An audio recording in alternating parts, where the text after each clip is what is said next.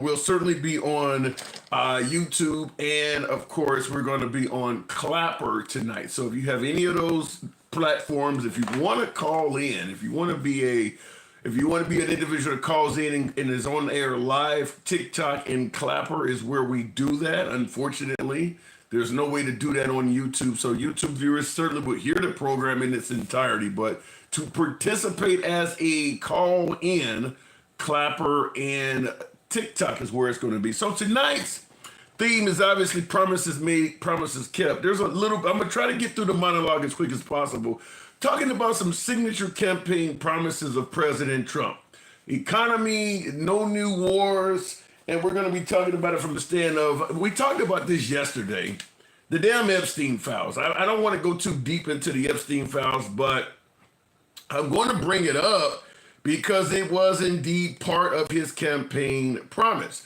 That was to release the files that pertain to MLK, Martin Luther King, JFK, John F. Kennedy, and of course, he talked about releasing the Epstein list is what they're calling it. They don't call it the Epstein list files, they call it the Epstein list. But as you may be aware, we went from his attorney general saying that the list was on her desk to them suggesting that the Epstein files or the Epstein list does not exist. And when Trump was questioned on it, he responded in kind. Liberia has a lot of... And that drew the ire of a lot of folks. I'm trying to see if I can find what I was looking for.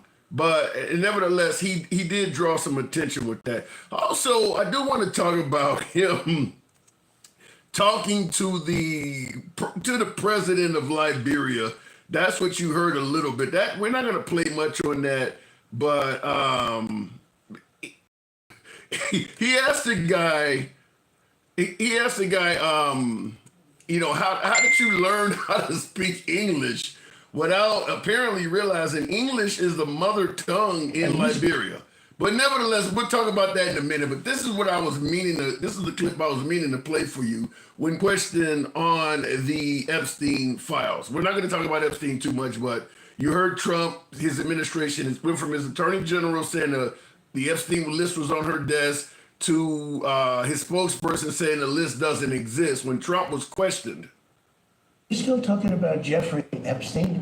This guy's been talked about for years. You're asking, we have Texas, we have this, we have all of the things. And are people still talking about this guy, this creep? That is unbelievable. It just seems like a desecration. So what is he suggesting, that we now have derangement syndrome? I mean, clearly Trump wants us to move on. So we won't go into it too much, but apparently I'll give you I should have had this clip queued up, but I listen to O'Reilly. I make it clear I'm a big Bill O'Reilly fan. Bill O'Reilly's a long-term friend of Trump, and he talks to him often. O'Reilly was on News Nation with Chris Cuomo yesterday, and they discussed this. And O'Reilly said he talked to Trump, and the reason Trump doesn't release this information is he believes there are people on the list that did not engage in anything illegal, but if their name comes out and people know that they hung around Epstein, their lives will be destroyed. So he's trying to protect the names and the legacies of innocent people that just happen to hang around Epstein. That's what Bill O'Reilly stated. I'll see if I can find the clip in the course of this video, but he was on Chris Cuomo yesterday and said that. What's really crazy about that is Trump is, if what Bill O'Reilly is saying is true, that means Trump is actually putting the welfare of elite politicians, wealthy folks, business people, making sure their legacies is protected. He's putting the legacy and the reputation of wealthy people above the children that may have been abused. He's more focused on protecting wealthy people from their name being ruined than actually getting out who may have violated folks. Because remember, he's claiming to be attempting to protect innocent people, so he's going to respond by not releasing the name of anybody. which means clearly some guilty people are going to get the benefit of that too. But that is what he said. That's what Bill O'Reilly stated. And Bill O'Reilly, like I said, he talks to Trump all the time. And he's even brought Trump on the Chris Cuomo show and let Chris Cuomo and Stephen A. Smith interview him. I mean, Bill O'Reilly has direct access to Trump. I mean, it's not something he's saying. He actually has Trump sometimes call into the show. So when he says he's a long-term friend of Trump, he's not lying about it. But nevertheless, that is what he said Trump told him, is he doesn't want innocent people harmed. That's why he's not releasing the Epstein list. So take that as you may. That was one of Trump's campaign promises, to release the Epstein list. Now we know it's not going to be released. Another campaign promise? Very boldly, you could end this Ukrainian-Russia war in 24 hours. Yeah. How? So I know Zelensky very well because he was very honorable with the fake phone call, impeachment hoax #1. They said I made a phone call to him and I was very threatening. I wasn't at all. I was actually very nice. I was congratulating him on a victory. But when they asked him, they said, were you threatened? He didn't even know what they were talking about. He was very honorable. He could have done grandstand. He said, yeah, I felt threatened. He didn't do that. And as you know, I get along very well with Putin. I would tell Putin, wow, this did not age well. Now, this is Trump talking. I would tell Zelensky. This is Trump talking to Sean Hannity right before the 2024 election, stating that Zelensky didn't feel threatened by him. He had good conversations with Zelensky. And he's also saying that he's had good conversations with Putin and he knows him very well. This probably aged worse than anything Trump has said, because he's had fights and spats with both of those men since becoming president. As you know, he's talking about in the Oval Office, he told Zelensky, you don't have the cards, and you got J.D. Vance complaining that he is not thanking him and all of that. So that really, really did not age well. So Trump went from the Ukrainians started the war and Russia was somehow provoked, maybe perhaps due to folks believing that the Ukraine was flirting with joining NATO. So Trump originally started out by believing the Ukrainians started that war. Then he switched over to, of course we stopped giving the Ukrainians any weapons or assistance at all, speaking favorably in in regards to Russia. But keep in mind, Trump also boasted that he helped out the Ukrainians more than Obama. So originally he was bragging about how much he helped out the Ukrainians. Then he got in office and started saying that Russia was more friendly, and the Ukrainians started the war. Well, as of today, his tune has changed. We're trying to help out with a Biden-created monster, this whole thing that's happening with Russia and Ukraine. It's a horrible thing, and I'm not happy with President Putin at all. But this is something that would have never happened if I were president. This was a war that was never going to happen. And if I can stop a war, because I have an ability to do so. I'm disappointed, frankly, that President Putin hasn't stopped. I'm not happy about it either. Mr. President, are you planning to send more weapons to Ukraine? We're going to send some more weapons. We have to. They have to be able to defend themselves. They're getting hit very hard now. They're getting hit very hard. We're going to have to send more weapons. Your defensive weapons, primarily, but they're getting hit very, very hard. So now we're going to send weapons to the Ukraine after all. I mean, so he's went full circle, and now he's back in the same camp as President Biden. That might be comical to some, but that is indeed President Trump. Went full circle. Now we're going to start helping the Ukrainians out once again. One thing that's really disturbing about this, think about how many Ukrainians are deceased that might not have been if Trump had not suspended the defensive weapons for those folks. He essentially tied their hands behind their back for like 5 or 6 months, let them get their asses kicked. And now he walks up and sees them on the pavement like, damn, he fucked you up. Let me help you out. This didn't have to happen. This did not have to happen. So I'm just want to tell you, and I see somebody in the comments says, and intelligence. Yeah, Trump most likely, because of his actions upon taking office, caused the deaths of a lot of Ukrainians. But last but not least, in addition to all that, we got to talk about the economy as well. We're talking about promises made, promises kept. bill way down. I have more complaints on grocery. The word grocery, it's sort of simple word, but it sort of means like everything you eat. The stomach is speaking. It always does. And I have more complaints about that bacon and things going up double, triple, quadruple. I haven't seen Cheerios in a long time. I'm going to take them back with me. Bacon is through the roof. They're all through the roof. The milk, everything is bad. And we're going to straighten it out. We're going to bring prices way down. And we're going to get it done fast. Now, Trump tells Time magazine that's a clip, which obviously some newscasts are coming in there, but bringing grocery prices down really quickly. Have you seen that happening? He's been in office almost 6 months now. Is it 6 months? February, March, April, May, June. Yeah, he's been in almost 6 months coming to 20th. Have you seen the price of groceries coming down quickly as he just stated there? So all of that's been happening. I want to give you a bonus before I go to the box. And by the way, tap the screen. Get your boy Lifeson up to about 20,000. We can make that happen if you let your thumbs not be lazy. Certainly on YouTube, feel free to smash that like button. You know how the program is ran. We are always MAGA friendly. We don't block, ban, or censor. Nevertheless, liberals are welcome as well. We go left of Bernie Sanders to I'm having dinner with Q. So if you like an uncensored program, damn it, you're in the right place. Doesn't matter what your political affiliation or opinion is, you're allowed to state it here. You can be critical of anyone on the program, including the host. You can be critical of anyone here. It's all about free speech. Last but not least, I'm assuming some of you folks by now have seen this because this is also making the runs all over social media. But you're going to see what you've seen, but I'm going to follow it up with a clip that you probably have not seen, which is the rebuttal of this. The investment in Liberia. Yeah. We'd like to see that happen. We want to work with the United States in peace and security within the region because we are committed to that. And we just want to thank you so much for this opportunity. Well, thank you. It's such good English, such beautiful. Where did you learn to speak so beautifully? Where were you educated? Where? Yes, sir. In Liberia. Yes, sir. Well, that's very interesting. That's beautiful English. Sure. I have people at this table can't speak nearly as well.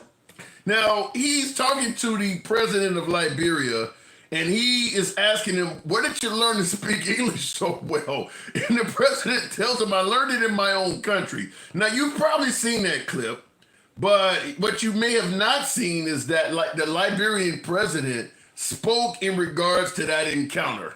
Yesterday's exchange with Trump shocked and angered me. I never thought I would be insulted like this in an international setting. I understand his arrogance. He impatiently asked for speed up many times in the meeting, but he pretended to be surprised, even though he knew that English is our official language.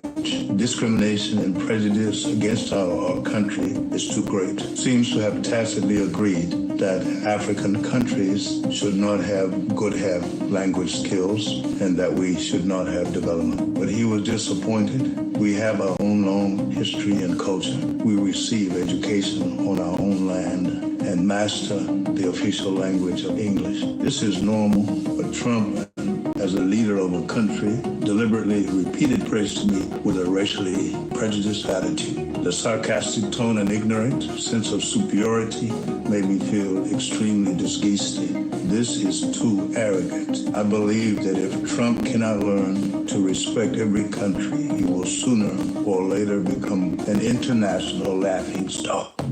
How many of you folks, now, by way of yes or no in the comments, I got a wide-ranging audience. Everybody's not white, everybody's not black, everybody's not MAGA, everybody's not liberal. How many of you folks believe what the president stated here, that Trump being surprised that he could speak English was racist by nature? How many, by way of yes or no, do you agree with what this guy is saying here, the president of Liberia, that Trump acting surprised to see a man of his caliber being able to speak English well is racist in nature? Let me know in the comments. I see a lot of yes, and I do see some no's. I'm just wondering.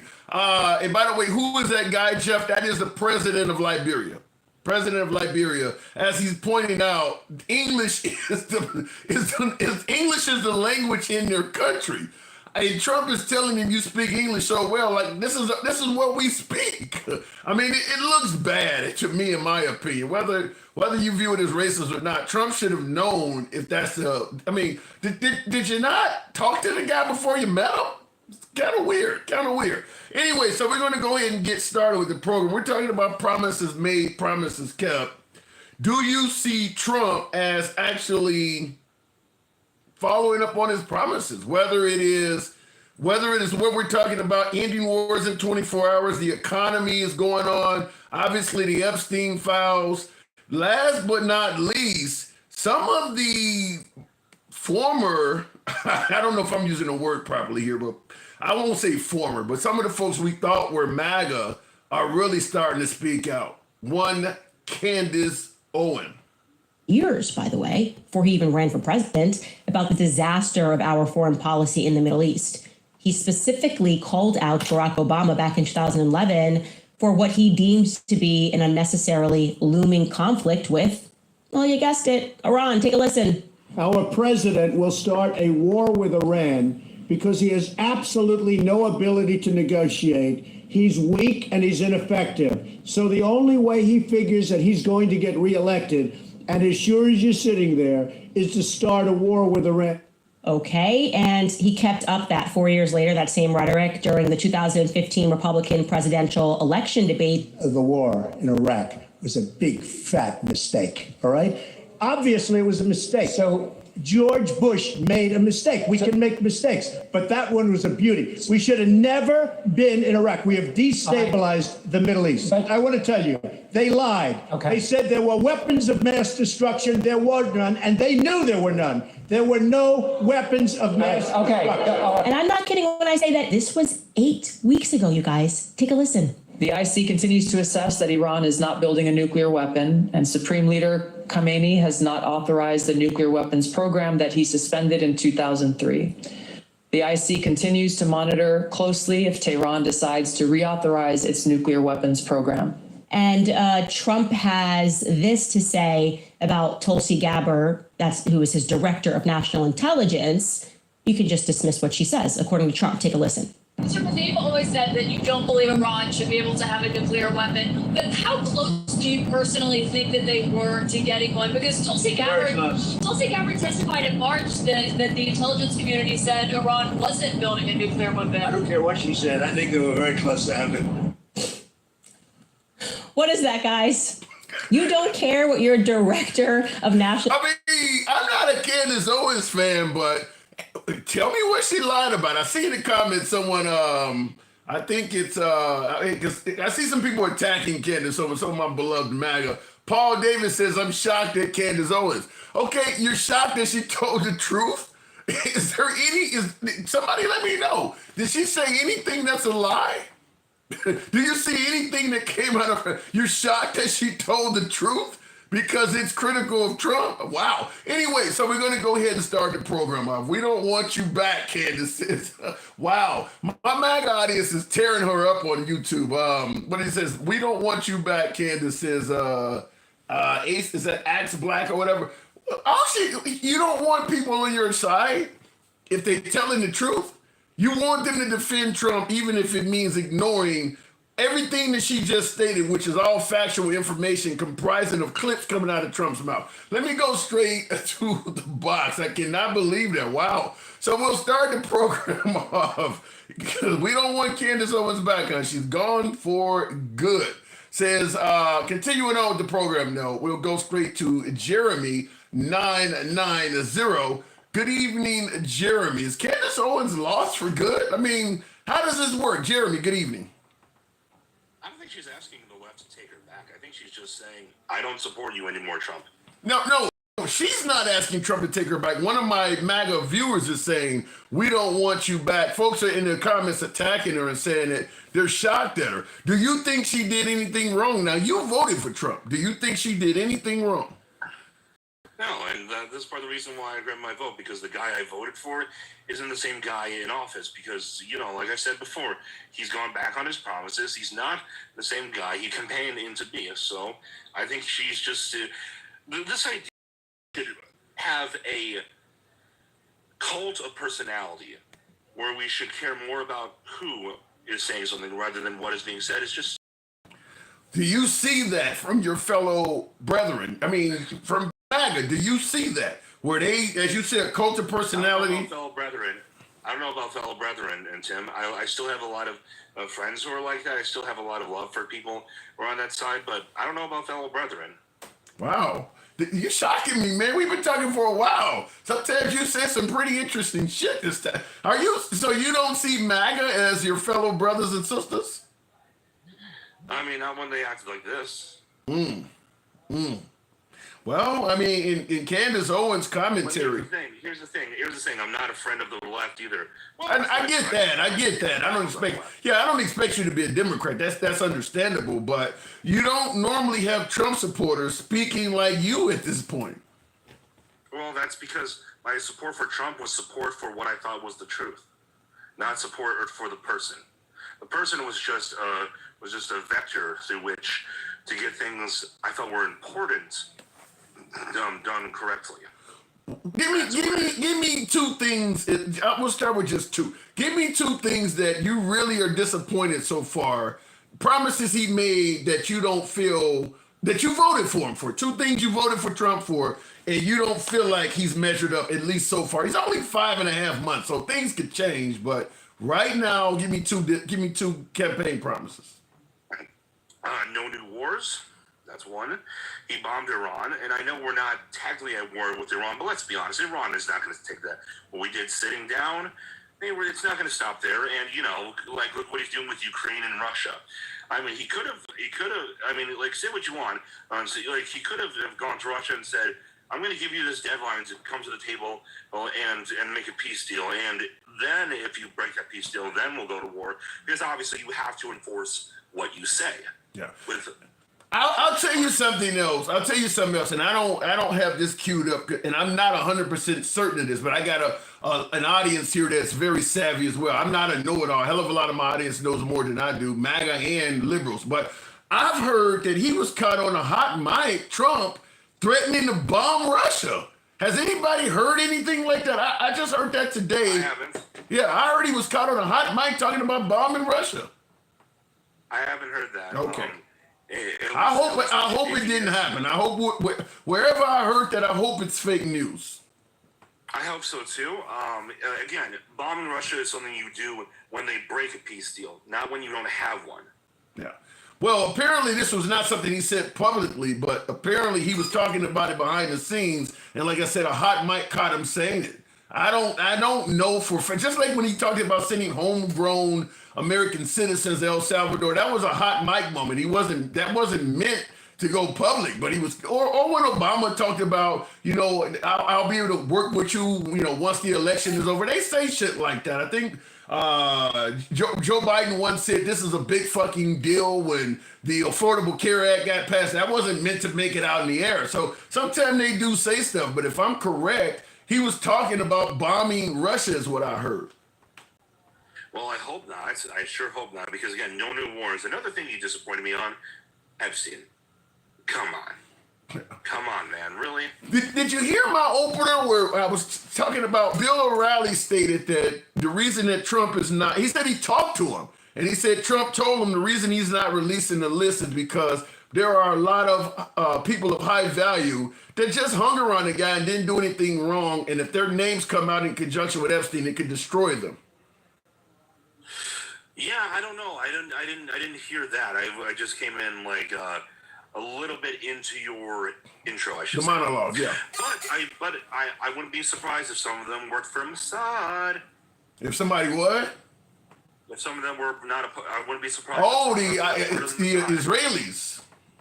Yep, the Israelis. Yeah. And here's the thing. I know it's going to come. I know someone's going to say, you're an anti-Semite.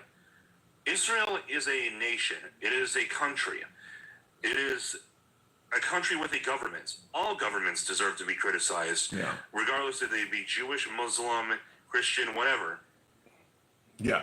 I'm going to start right off by saying I totally agree with you. I say this all the time in regards to racial conversations. Criticizing African Americans don't make you racist. You're right. Criticizing Israel does not make you an anti-Semite. Sometimes there's a legitimate reason to criticize somebody. And for some reason, the black community has done it as well. You say something about the black community, that means you're racist. You say something about Israel, that means you're an anti-Semite. I totally disagree with that. Just like Trump. If you say something about Trump, you're a fucking rhino. That's wrong too. Absolutely, absolutely. I think that we all know that everybody has a bias towards their team. This is inevitable. It's inevitable that we all select a team and then we attach our emotions to them. The key is to sometimes disattach, and when you notice that you're getting a little too attached to a team, to calm down, and before you say something, think about what is true, not just what would make your side look good. Yeah, wow. I'm just surprised to hear you talking like this, man. Because you normally drive my liberal audience crazy, but you're talking like you're in. Go ahead. Don't worry. Give me enough time. I'll make gangster grandma yell at you, and Sherbert. You know, both lobotomites can have it. Lobotomites. Oh my God. So let me ask you this also. Did you see the clip I played of the president of Liberia, Trump telling the guy he's surprised he can even speak English? Yes. I have mixed feelings on it. Here's the thing. I could go either way on the racism or the stupidity argument. I'm leaning more towards stupidity because, honestly, I just feel like this could have just been a moment of, I'm not going to talk to any of my people about his native language before he comes on. I'm the president, and I just don't have time for this. He doesn't even look particularly interested in what the president of Liberia had to say. So it could just be that he just didn't do his research, and let's be honest, it's pretty easy to just believe that most African countries don't speak English. So that actually is not true. English is what I mean. Obviously, South Africa is their language as well. Where Elon Musk, no English. Egypt, there's plenty of English spoken. Nigeria speaks. I mean, no, that's not true. Not as native. Not as native. Not as the native language. Egypt's native language is Arabic. Okay, the point I'm making is there's a lot of English spoken in Africa. If you go to Africa, there's a lot of countries that would understand what you're saying. Right. So it depends on where you go and who you're talking to. But I'm just saying it's not. I don't think it's wrong to assume that if you're just dropped into some random African nation and you're not told anything about it, that they might not speak English. Jeremy. But hold on. Before you criticize me, he has people he could talk to tell him, hey, they speak English in there. Jeremy, so what you're saying would apply to you or I, that we should be possibly shocked if we go to some country and they don't speak English. He's the president of the United States. You got people who will follow you with a pen and pad and look up anything you tell them. Why don't you know the language of this country? I'm not asking you to tell me about their constitution. You don't know the language? Again, I'm not disagreeing with you, Tim. I'm saying more than likely, I wouldn't say more than likely. I could go maybe 40-60 here. 60 being that he was probably lazy and just chose not to bother with figuring this stuff out, which is, I think, not racist, but it's insensitive. It's just to not try. I mean, hold on. If I'm coming to meet you and you're from a different country, I'm going to probably take a couple hours or at least 30 minutes I want to know what your stance is on some shit. Have you given some speeches? I mean, any clip of this guy would have let him know the man speaks English. He clearly he did zero research. He's never heard the guy speak before. Yeah, well, he probably doesn't know much about Liberia, to be honest. Then why meet with the guy? Well, it's one of those things where it's like, think about it like this. If you run a business and you have lots and lots of clients, you might have some clients that you're more familiar with than others. There's some clients that you barely know enough about at all, and you just keep them in a file so that way when the time comes, you can look up their information. But here's the thing. This is where I'm going to hold his feet to the fire. He needs to listen to the people who say, hey, here's some things you should know about the country before they come. You know, the leaders. This ain't no small case. This is a world leader. Yeah, out of everything you should know about a country before you visit, this is like This is like kindergarten shit. The language. I'm not asking you to tell me what the Constitution or what Independence Day they say. The language. The language of the country. I mean, that's insane. I mean, what else? If you didn't check, if you didn't even do the homework to find that out, what else about our country are you governing that you haven't checked out? Because that is exceptionally lazy. You could, like I said, you could have somebody following you with a pen and pad that could have answered that. I just don't understand how you could come across and do something that's that ignorant. Yeah, again, I lean more towards laziness, and President Trump was much more sharp. I've noticed this. He was much more sharp in his first term. Now he's not Biden levels of bad. That's a whole nother level. He's not saying shoot the pressure. He's not doing anything like that yet. I don't know if Biden met with a leader of a country that didn't know the language. I think we would be hammering. I would be hammering him. I'd be on here talking about Biden and how horrible that was as well. So I agree with you. He's not cognitively in decline the way Biden is, at least from appearances. But let me ask you this before I move it on: do you think he's capable of doing a third term, as many MAGA are suggesting? Well, I hope that we don't try to have a third term. Because first off, I don't like the way things are going and with this term right now. I like some things, but not everything. And I do believe that, well, first off, we would have to change a lot of laws on elections, and I don't want those to change. I want us to still have the term limits we have. Yeah, and I see in the comments, cause I want to address a couple comments. You can work with me on this. Robert Kennedy in the comments says the host is full of hate. He's suggesting I am, and then somebody else refers to it as a dumb idea. Now, is this me being hateful? I mean, after all, Trump is literally wearing Trump 2028 hats. Is it wrong for somebody to suggest this guy might try to run for a third term? He's selling 2028 merchandise. I feel like he would try to do it the legal way by trying to change the laws around term limits. Yeah. Because we didn't always have like those laws. You could technically in the past run for like 180 terms, assuming you lived that long. Yeah. Yeah, fair enough. And I see somebody in the comments said Trump is joking. I mean, listen, you're joking about breaking the Constitution. I don't know who busts out in laughter when you start joking about violating the Constitution. I guess if that's humorous, violating the Constitution, then so be it. All right, Jeremy, you're kind of waking me up. Today was a very interesting call. You didn't piss off anybody today. Before you do you mind if I leave you with something? Always, go for it. Deport more Mexicans. Okay, have a good day. I had to give the left something to chew on. Oh my God. You sound like a Chick-fil-A commercial. Eat more chicken, deport more Mexicans, huh? Yep, have a good one, Tim. All right, Jeremy. Thanks for coming through, man. All right, moving on with the program. That is Jeremy. You know, like I said, folks, always welcome. We don't block, ban, or censor. Tap the screen. Get the likes on up to about 30,000, THOU. And oddly enough, when he said deport more Mexicans, here's something that's really crazy. And I want to ask from a standpoint of, do you think Trump would do this? They're deporting Mexicans in this country as fast as they can get their hands on them. Not to mention all the profiling and all the other shit that's going on. And this obviously not just happening to Mexicans, but during the floods in southern Texas, Mexico sent their firefighters up to help search and help people out. The question I want to ask is, if Mexico was doing to American expats what we are doing to Mexican immigrants in this country, do you think we would send assistance down to their country during the natural disaster? What do you think? Do you think the American public, if they were being treated the way we're treating Mexicans in this country, you just heard my last caller, deport more of their asses. You got an alligator Alcatraz. You got folks actually taking pictures by the sign. Do you think we would send our firefighters and civil service into Mexico to help them during a natural disaster if they had an anti-American president like we do now? Looking in the comments, we send assistance all the time. Yes, we would. I don't know about that, Kime. I don't know if do we send assistance to Mexico during natural disasters?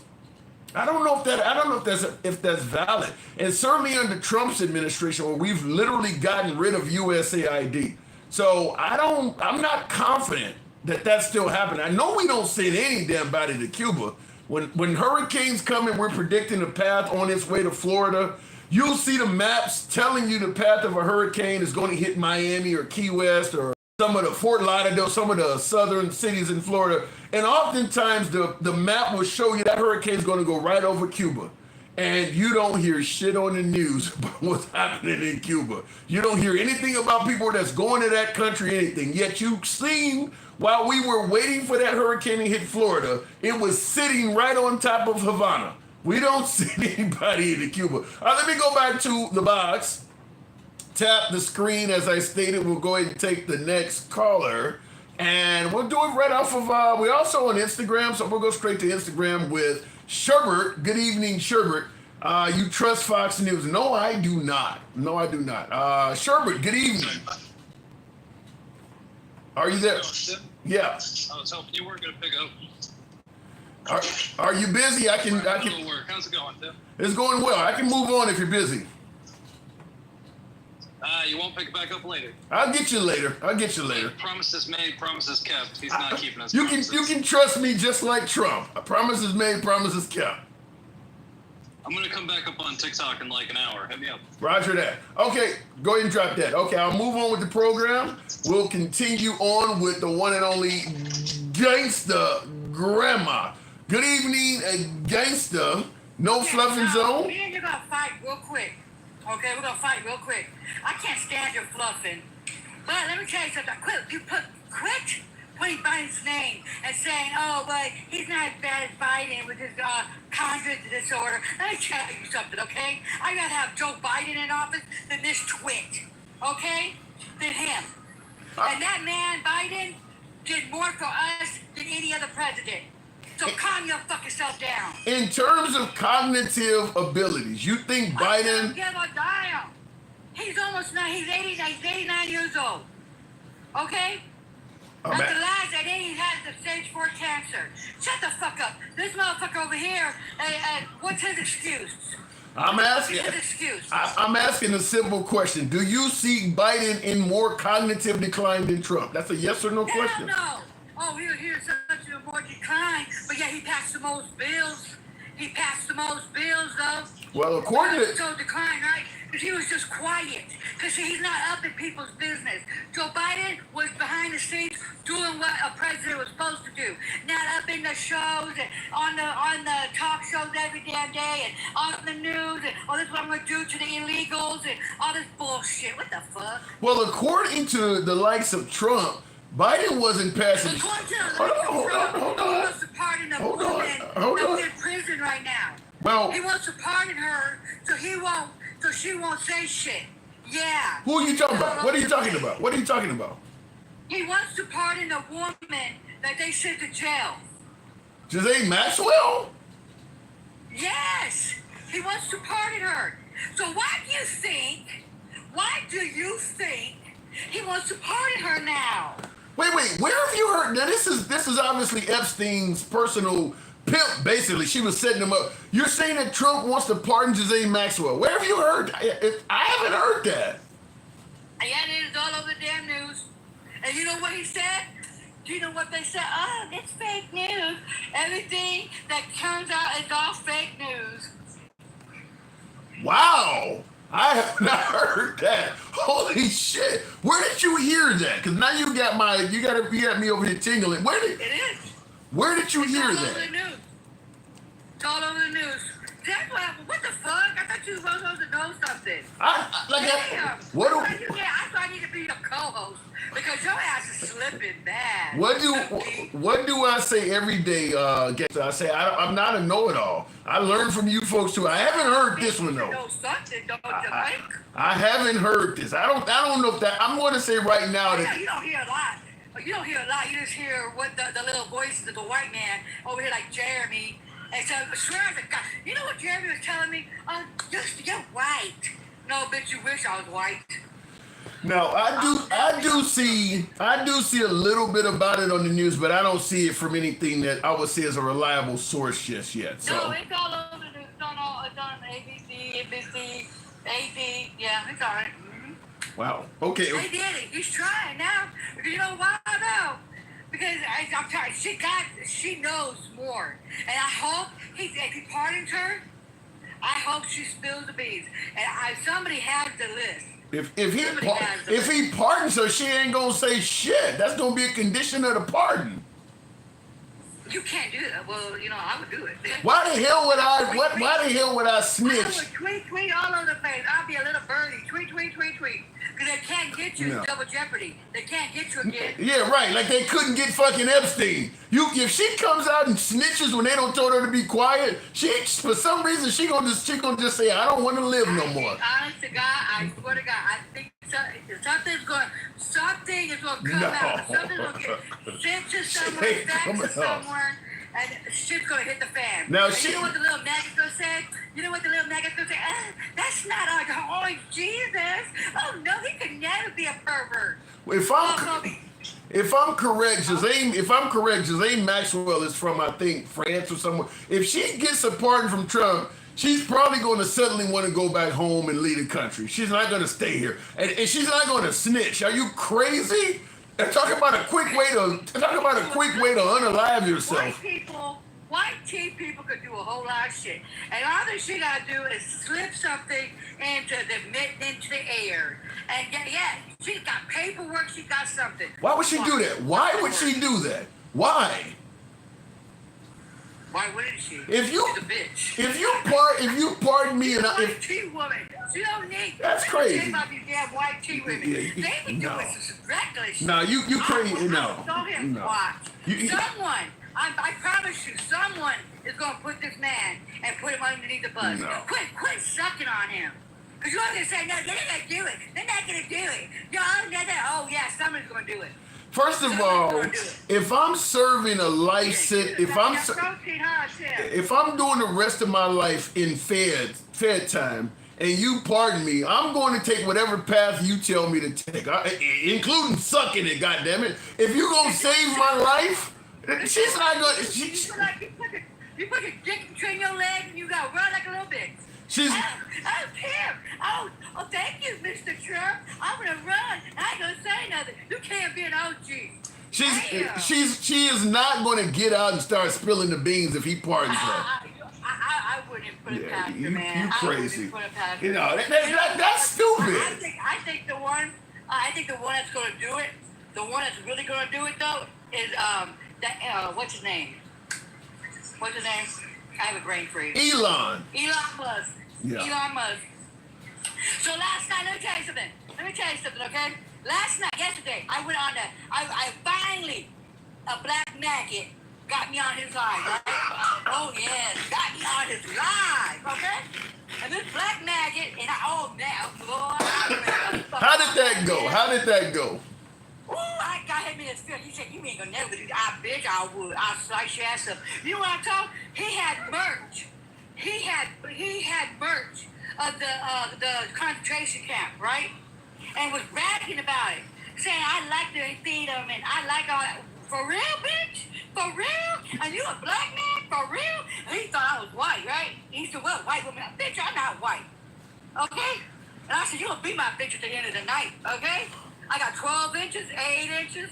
Pick one, bitch. I did. I told him. And then he said, what you going to do? I said, I spit on him. He said, you what? Why are you being, wait, hold on. Why are you being so hateful? There's nothing wrong with being. Because don't ever come and tell me buy my merch and has alligators on it and they my people.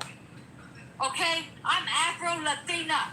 They my people. So if you see someone selling alligator Alcatraz merchandise, you're going to spit on them. I would spit on it. And then he said, oh, you would do that. I'll whoop your ass, bitch. And would. And would. Why do you hate MAGA so much? They just have a different opinion. They're hateful. They are hateful. They're racist. And then the black ones and the Mexican ones and stuff, they want to be white so bad thinking they're going to be safe. And what next? So while you're referring to MAGA as hateful, I'm going to ask you this question. Do you think you're loving? I'm very loving, honey. I'm a Georgia peach. I'm nice and sweet. To certain people. To certain people. Not to the maggots. To certain people. Not to the maggots. Okay. I don't know. I think my audience thinks you can be quite inflammatory against the grandma. I don't give a damn. They don't pay my bills. But I whoop a bitch's ass though. And I told him. I told him where I'm at. I said, bring your ass. Bring your ass. I promise you. And he said, you win. You know that you want to bet? I'm 10 toes down. Is there anything at all Trump can do to at least make you acknowledge something good for the country? Anything at all? No. What? Okay. What is he doing for the country? For one, he's an uncooked sausage that I wouldn't even. Golly.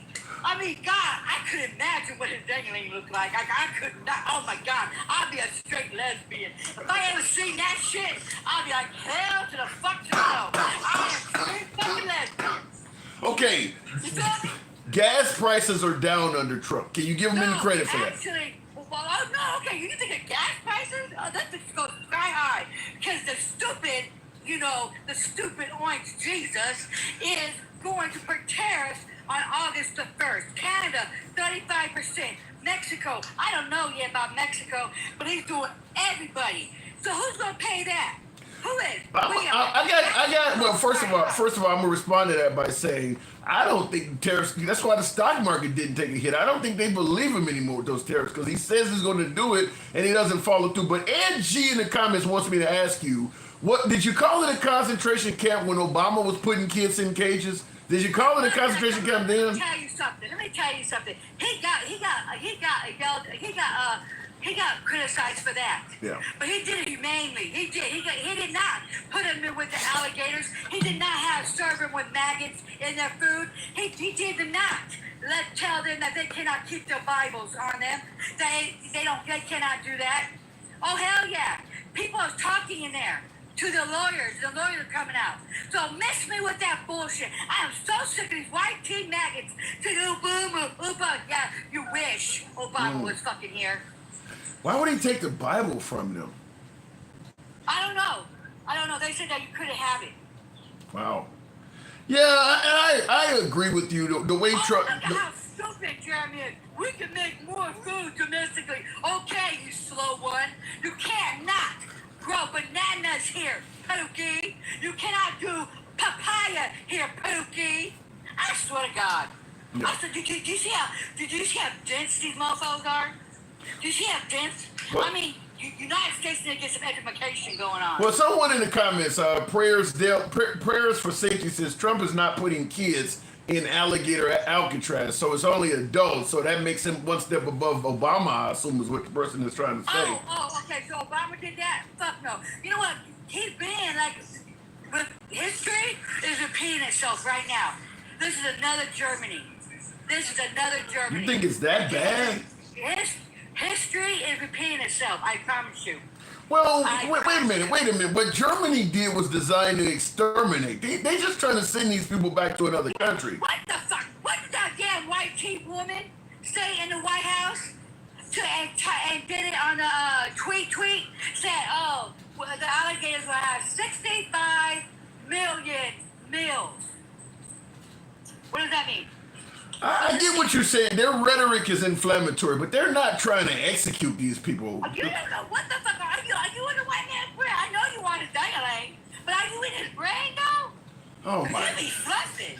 Hold up. Okay, I gotta move it on, but let me make sure I get clarity from you. Yeah, I bet you do. No. Let me make sure I get clarity. You believe the Trump administration is trying to take the lives of these folks like Adolf? Yep. Based on. It's like this. It's like the new generation.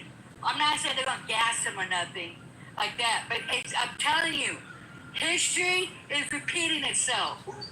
And people think I'm joking, but I'm truly not. Why would he put them in that camp?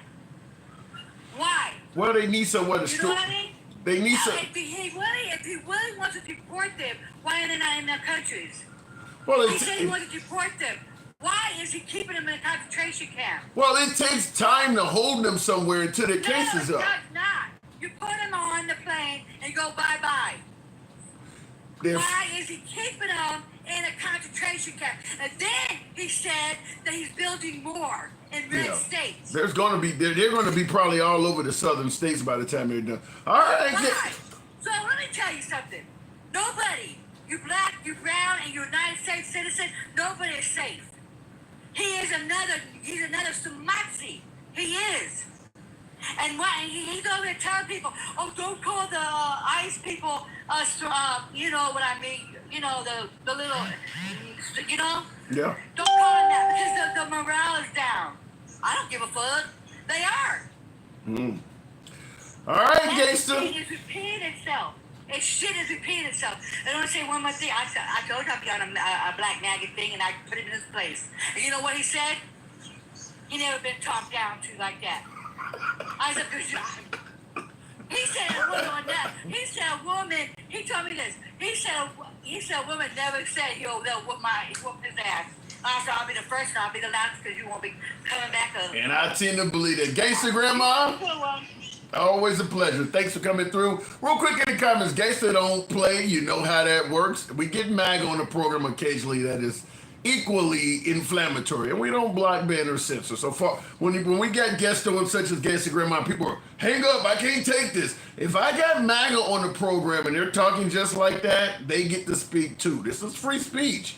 If you want a program where everybody says what you want to hear, speaks the way you want them to speak, as much as I appreciate you folks tuning in, there's probably over all of the platforms close to 1,000 of you right now. I appreciate you tuning in, but if you favor an echo chamber where everybody's bashing Trump or everybody's wearing a red hat, this ain't the place. It really isn't. This is a place where everyone is allowed to speak regardless of their opinion. Everyone.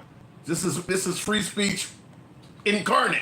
So if that ain't what you like, that ain't what you're used to, as much as I would love for you to stay, I'll invite you to go to your desired location where people speak what you want to hear. This ain't that. This is not that. Real quick looking in the comments, why don't they make their own country better? Says none of your business, none of your business. A lot of times, and I normally would agree with that sentiment as opposed to coming here, why don't you go home and make your own country better? Problem is America is involved in making their countries worse. I mean, what is the main thing they're complaining about south of the border? The cartels. That's all you hear them talking about. They're running from the cartel. They're seeking asylum. They want to come to America. The cartel's after them. Who's the cartel's biggest customer? Where do you think the cartel gets all of his money? Where do you think the cartel gets the majority of his weapons from? Who do you think the cartel is making the products for? Even the trafficking that the cartel is responsible, that they claim they're trafficking humans. Who do you think is on the other end purchasing them people? So when we say that they need to go fix their countries and make their countries better, the way that's going to happen is they're going to probably have to cut off any type of contact to the United States because we are actively involved in making their countries worse. That's all of them. Haiti, Cuba, all of those countries. Any of these third world countries that are within the North American, what do you call it, the Western Hemisphere, whatever the hell you want to call it, most likely there are footprints of America there. Most likely there is footprints of America has been involved in that country, involved in selecting their leaders and dictators, involved in their elections. We're involved in all of that stuff. So go make your country better. Well, how did it get bad?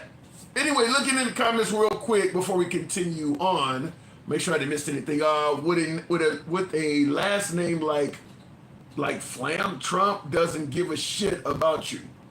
Who has a net? Okay, you guys are talking amongst yourselves. We as Americans need to find common ground and fight together.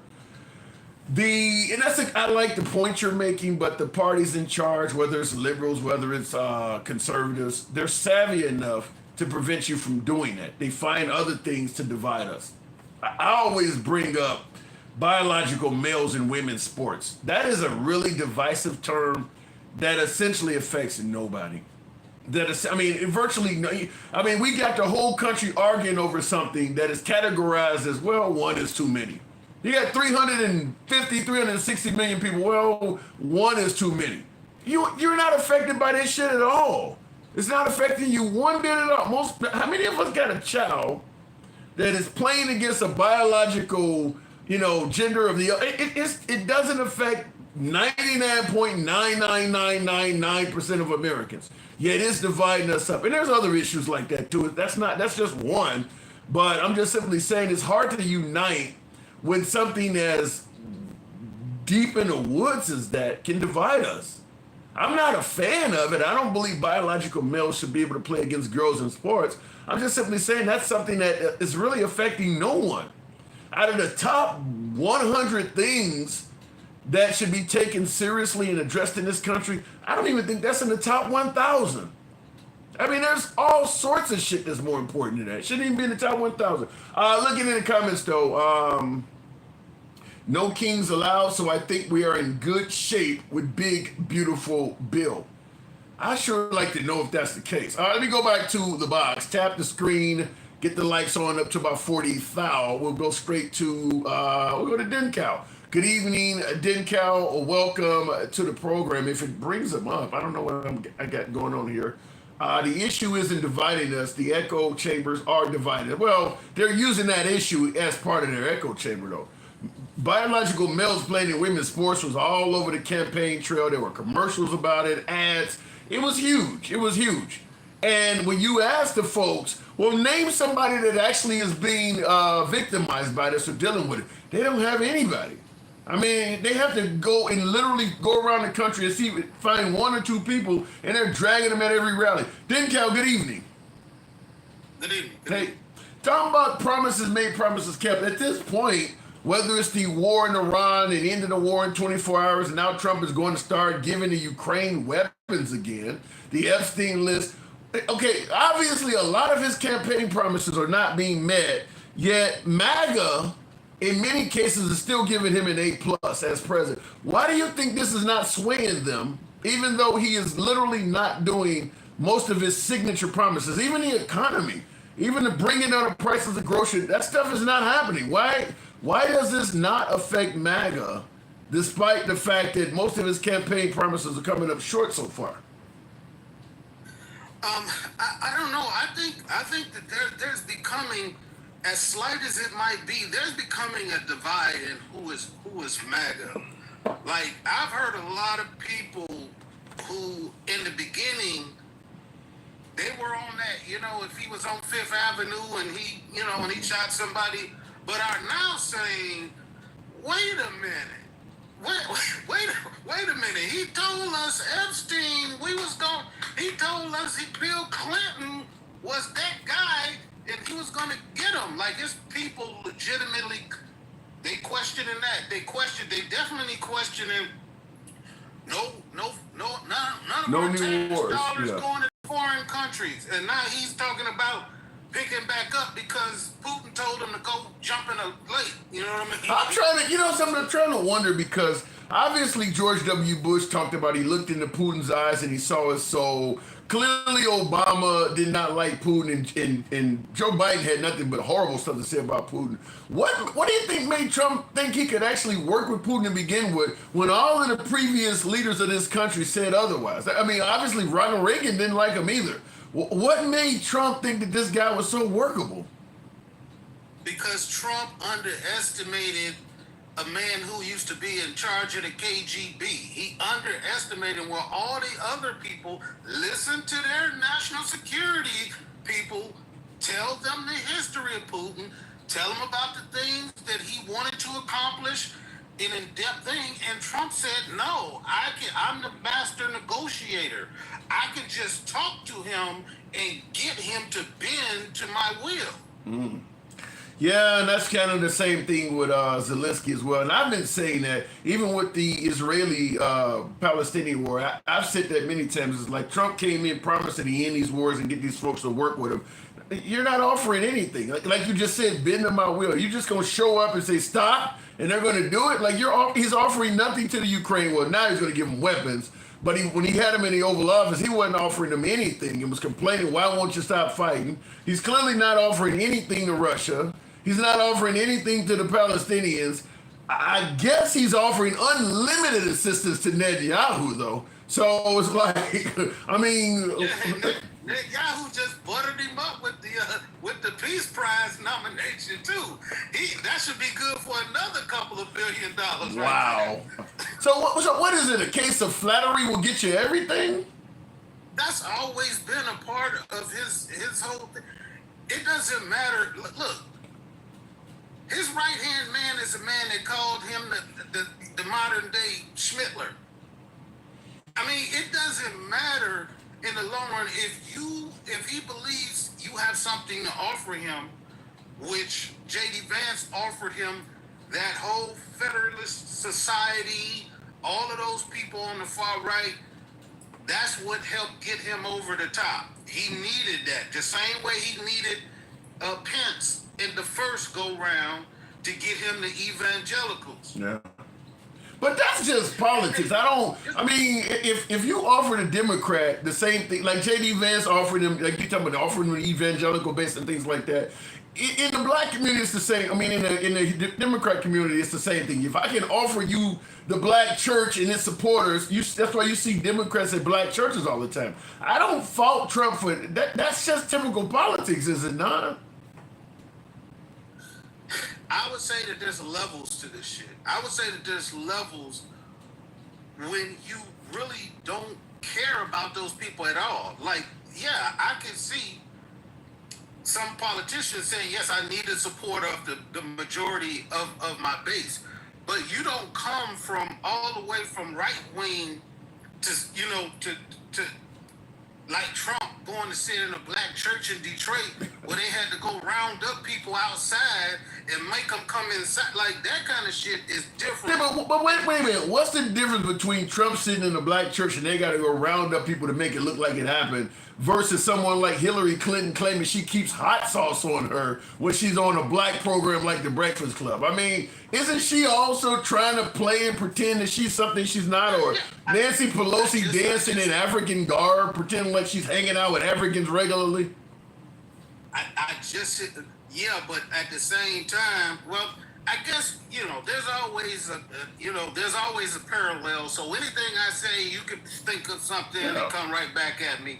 Like I said, I just believe there's parallels. I mean, there's levels to the pandering, and somebody saying I keep hot sauce. Comparing that to following the whole Project 2025 to get elected, it's like two different levels to me. So when you say following the Project 2025 to get elected, so what are you suggesting, that Trump really didn't give a damn about Project 2025? He's just doing it because they showed him support? Didn't you just hear what he said a couple weeks ago about the leader of the Federalist Society when he got pissed at him because the Supreme Court didn't agree with him? The guy who gave him the list of judges to pick, I don't know his name, but when they didn't agree with him, Trump started calling that dude names, saying he lied to me, he ain't shit. How does this end? And I get your point. I did hear about that. When Trump instantly making enemies out of anybody, even people that he appointed or is normally a friend, the minute they have a disagreement or a spat, he's got 3.5 years left. How does this end? I mean, we've seen what happened in his first term, where literally his whole administration, from Scaramucci to Omarosa to even his Attorney General Barr and Pence, he was on the other side of. Is that what we're headed to again, where it's Trump slowly but surely breaking up with every member of MAGA and the administration the minute they have a fight? Yes, because that's his MO. He uses people. He doesn't care about none of these people as long as they helping him achieve whatever his ultimate goals are. He doesn't give a shit. Like the guy who was trying to be the federal judge. Now they found the paperwork and the emails about him saying, fuck the Supreme Court. We don't gotta listen to them. You think Trump is gonna defend that guy? Trump is gonna dump that motherfucker like a bad can of paint. He don't give a shit. Well, I guess in hearing what you're saying, and that does seem to be valid what you're stating, but it makes you wonder. Like, I always use this example. How many people got an overdose before you realize it's not a good idea to try fentanyl? I mean, like, why do people keep joining him when you got the Giuliani's, you got the Mike Lindell's, you got the Elon Musk? How many people do they need to see fall before they realize joining Trump could have a toxic outcome? I don't know. It just seems like the people who jump on the train, they have to dive head first.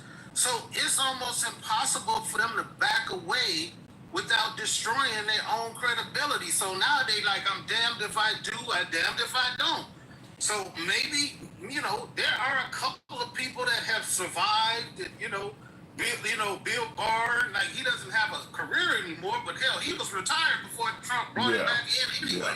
So there's a few people who have made it out and was able to tell their story. So maybe people are just hoping, there's no way J.D. Vance could be looking at damn Mike Pence and saying, damn, I hope I don't end up.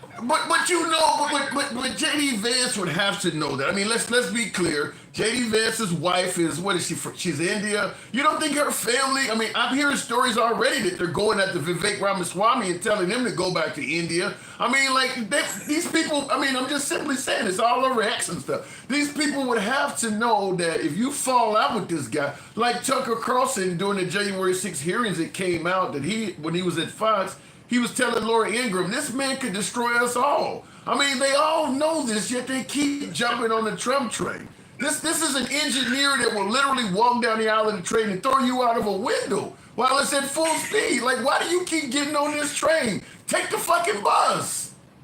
I don't know, man. You gotta ask. You asking the wrong person, man. You got to ask some of your MAGA. You got to ask. They the ones who need to reconcile this.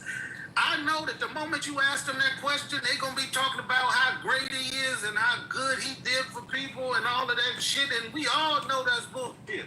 Well, just like narcotics I mentioned, everybody feels great when they're high, but the next morning when they throw you off the train and you're and now all of a sudden you're high. It don't feel as good anymore. They've all had that high moment. Elon Musk is up with a chainsaw. He's in the Oval Office next to Trump smiling with his son. That's when he was on the drugs. That's when he was high. Now look at him. Same thing with Mike Lindell. Mike Lindell's been up there with his big ass cross on, selling pillows. Look at him now. I mean, like, how many of these people you need to see go through this? Look, they won't even take a call from Mike Lindell in the White House. Right. They talking about deporting Elon. I mean, the man that they just gave the keys to the castle. Now they're talking about we'd save a whole lot of money if we sink Doge on what the hell? So you saying all of this time y'all done had this piece of shit in the White House knowing that he was damn stealing from the government. You let him have access to all of our data. 2 weeks later, oh man, we got to take another hard look at him. Wow. I mean, and I see in the comments someone, but how about this one? Omar Flores says, you are describing what the Democrats do to their own. Trump used to be a Democrat. Look at him now. So am I,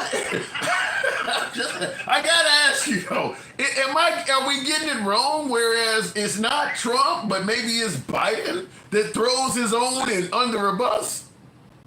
What they refuse to understand is when he was a Democrat, the Democrats refused to give him the keys to the car. Yeah. They refused to allow him to run in their party. He was somebody that was tap dancing on the side who was giving people campaign contributions. He was not a serious candidate. And he said it himself, if I run, it would have to be as a Republican. No, the man did it. Because all the Democrats knew he was a con man. They would never give him the keys to the car. Now he done took over their party. They talking about where he used to be one of y'all. Yeah. I mean, and that's the thing. They're claiming Elon is a Dem now. I guess if Trump has a falling out with RFK, he'll be a Dem. If he goes against Tulsi Gabbard, I mean, they just throw these people out like they're trash. Mm-hmm. And look, I want to reiterate for you real quick. I know every now and then I got to keep reminding people because these were the promises, right? I got 12 promises. Gas under $2. He said that again, I think yesterday, the gas is under $2. With factual. Are we under $2? You can look at Gas Buddy and find out what the average in the country. We know that's not. Lower grocery prices. And please don't say eggs. Please don't talk about eggs. A 50% decrease in car insurance. That ain't ever gonna happen. Landlords will reduce the rent. I'm a landlord. I know that shit ain't happening. Home prices will go down. We will have sub 3% interest rates. No tax on Social Security. give him a C on the no tax on tips, although it doesn't benefit people like they thought it was. Yeah. It is included. Yeah. No tax on overtime. That's another iffy thing. The end of the Ukraine war in January, we already know that didn't happen. The end of the conflict in Israel. Lower taxes for families making under 200,000.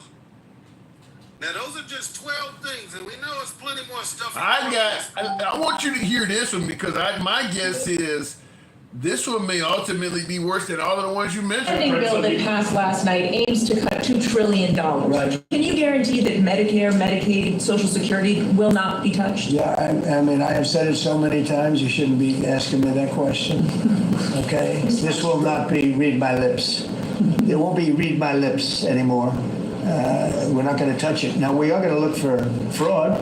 I'm sure you're okay with that, like people that shouldn't be on, people that are illegal aliens. That will be a read my lips moment. Now, I've already stated, because just like when they fired a bunch of federal workers, they weren't just firing people. It was supposed to be they were getting rid of waste, fraud, and abuse. But we know a lot of people got fired that were not waste, fraud, and abuse. That's what's going to happen with people on Medicaid. They're going to chop people off who rightfully deserve it, and they're going to label them as waste, fraud, and abuse.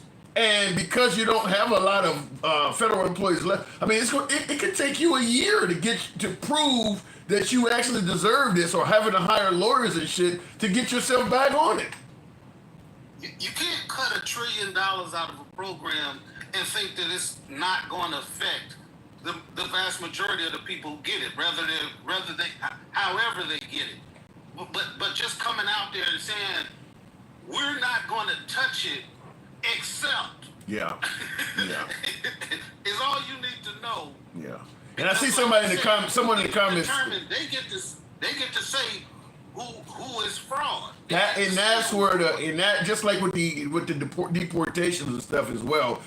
Everything they're doing, you have to trust that it's being done to the person who deserves it. And that's where the problem is. Just like with deportations with no due process, then you just have to trust that the ones they're deporting actually are gang members or criminals, because they don't have to prove it to you. Same thing when they fired everybody, when they said it was waste, fraud, and abuse from these different federal governments. You just have to trust that the people there, like when Elon sent out the letter that people were being terminated due to performance. You just have to trust what he's saying is true, because he's not proving it to anybody. That's what's going to happen with Medicaid and Medicare. They're going to say, we didn't get rid of anybody. We only got rid of the fraudulent people. But there's not going to be any proof of that. You just going to have to trust what they're saying is true. Right. And now they got the people that's in Doge now, who was handpicked by Elon, might I ask. Now they're talking about they're starting their own push to eliminate all of this fraud and push a lot of these people, out of their jobs. And it's a sad state of affairs, and it's hard for me. Like, I understand that everybody is not a MAGA. You know what I mean? Some people are just conservatives. That's a part of their party. They may be getting a couple things that they like, but the excuses I just can't understand. Like, if they told me Barack Obama did half the shit he did, I would say fuck Barack Obama. You know what I'm saying? I would be like, no, that ain't cool. Yeah. And well, while we have been talking, people in the comments have been admitting. They said, I voted for the man. So in some cases, it's what you're talking about. Some people voted for Trump because they liked his policies. Some people voted for Trump because they like him. So if you voted for Trump because you like him, chances are you still do like the guy. So the policies don't matter. If he promises to do something and he comes up short, or if he does deliver it, it doesn't matter. You're voting for him. You're not voting for the policies. Right, but I mean, wow, is that I've seen somebody in the comments actually wrote it. I voted for the man. I had somebody just write that. Right, and I could say, look, I loved O.J. Simpson as a football player. I liked his commercials when he was running through the airport and shit, jumping over tables. I love that. But he's a piece of shit. You know what I'm saying? Like, I can say that, and I can say I don't want him to be in charge of anybody's lives or. But he would have been a wonderful knife salesman, though. I gotta move it on, though. I'm surprised Ginsu didn't try to get him before he passed away. I'll give you the last word. What were you saying? All right. Well, one thing is, they did a survey and they said they found 10 trans athletes in the whole country that were trying to play sports. 10. And I don't even know why the trans athletes are doing that. I mean, like, this shit is not popular. Ain't nobody gonna cheer you if you win the game or if you win the match. I don't even know why the trans athletes are even doing that. It's just like, at this point, that is so unpopular. I would just be happy you can be trans in this damn country right now. So I don't know. Look, baby steps. I get it, but baby steps. All right, then, Cal. Appreciate you coming through. All right, man. Thank All you. right. And I know how some folks may think what I'm saying sounds awful, because many folks will say that's the same thing they told the black community. Just be happy you're free. Don't even go out there and try to vote. You know how unpopular it is for you to vote. Just be happy you're free. You're not in slavery anymore. But when you're talking about this, nobody's going to cheer a biological male winning any kind of event over a biological girl. So I don't know why they would even go out there and try to do that. It's unpopular, and to some degree it's even dangerous. It's even dangerous because the people, you're defeating this girl, and the whole, half the stands are going to want to come out and beat your ass for us. I don't know why they try that. But looking in the comments, what Johnny 11, you said the policies are working. No, they're not. You think his ending the war, I think what you're telling me when you say the policies are working is you're paying attention to things that Trump may be doing that you perceive as success, and you're just ignoring the ones that are failing. He had a policy promise of ending the war in 24 hours. That ain't working. I mean, he got a bunch of policy. He had a policy with, like he talked about, he knows Putin very well. That ain't working. A lot of his policies are actually not working. You're just skipping over those and only focusing on the ones that are working. But he is saying things that are not coming true. The economy, the way he painted the economy coming around, that ain't happening at the speed he talked about. And obviously the Epstein list is a total failure. So no, all of his policies are not working. And that's not hate. That's calling out where things need to be called out. I'll give the guy credit where I believe he needs credit, or he deserves credit as well. Tap the screen, get the lights up to 50,000. In the comments real quick, Elon Musk was a Democrat before they threw him under the bus. I'm not aware, Ed, that the Democrats threw Elon under the bus. I think Elon started, because Elon was endorsing Ron DeSantis. When Ron DeSantis was running against Trump, the whole Ron DeSanctimonious, Elon was endorsing Ron DeSantis. I don't know. I think the only reason Elon was really considered to be a Democrat is because he was promoting products that were favored by progressives. I don't think Elon Musk ever was a Democrat. I just think he was promoting things that, look, if I'm trying to sell something and more people from this party is trying to buy it, I'm going to come across as if I support that party, even if I don't. But I don't believe Elon Musk was a Democrat. And Johnny 11 says he voted for Biden, didn't he? I'm not aware that Elon Musk voted for President Biden. I've never heard that before. Handsome Major Boo says Trump lies about everything. Don't believe what he's saying. Do what I do, but don't do what I say to do. I won't say he lies about everything, but I definitely will say with confidence he's not always honest. I mean, look, he does tell you what he intends to do, so he don't lie all the time. He said, I'm going to have the largest deportation in history. He's trying his best to make that true. He didn't lie about that. He tells some truths. Some of the things he says, yeah, it's a lie when he says it, but everything he says is not a lie. I disagree that everything he says is a lie. Handsome Major Blue says they voted for a cult leader and a sick, twisted person. That's what they voted for. Well, you can't be a cult leader if the people don't want to be in a cult. So I'll leave it at that. Before we go to the next caller, 35,000 lies in his first term. I have heard people say that. I never sat back and counted how many things Trump lied about. But in defense of Trump, I will say this. Trump is on television 100 times more than Biden. At least 10 times more than Biden. I mean, Trump is on TV almost every day. Biden, you might have seen Biden 3 times in a month. So when Trump says something, it's almost like a comedian or some type of musician or rock band. When they're on tour, they do the same thing at each city. Same songs, they don't rehearse it. It's the same stuff from place to place. Trump is the same way. So if Trump tells you a lie in Detroit, well, he's not going to be in Detroit. Let's say Boise, Idaho, somewhere where he might actually go. If he's in Boise, Idaho, and then next week he's in El Paso, if he told a lie in Boise, he's probably going to repeat it in El Paso.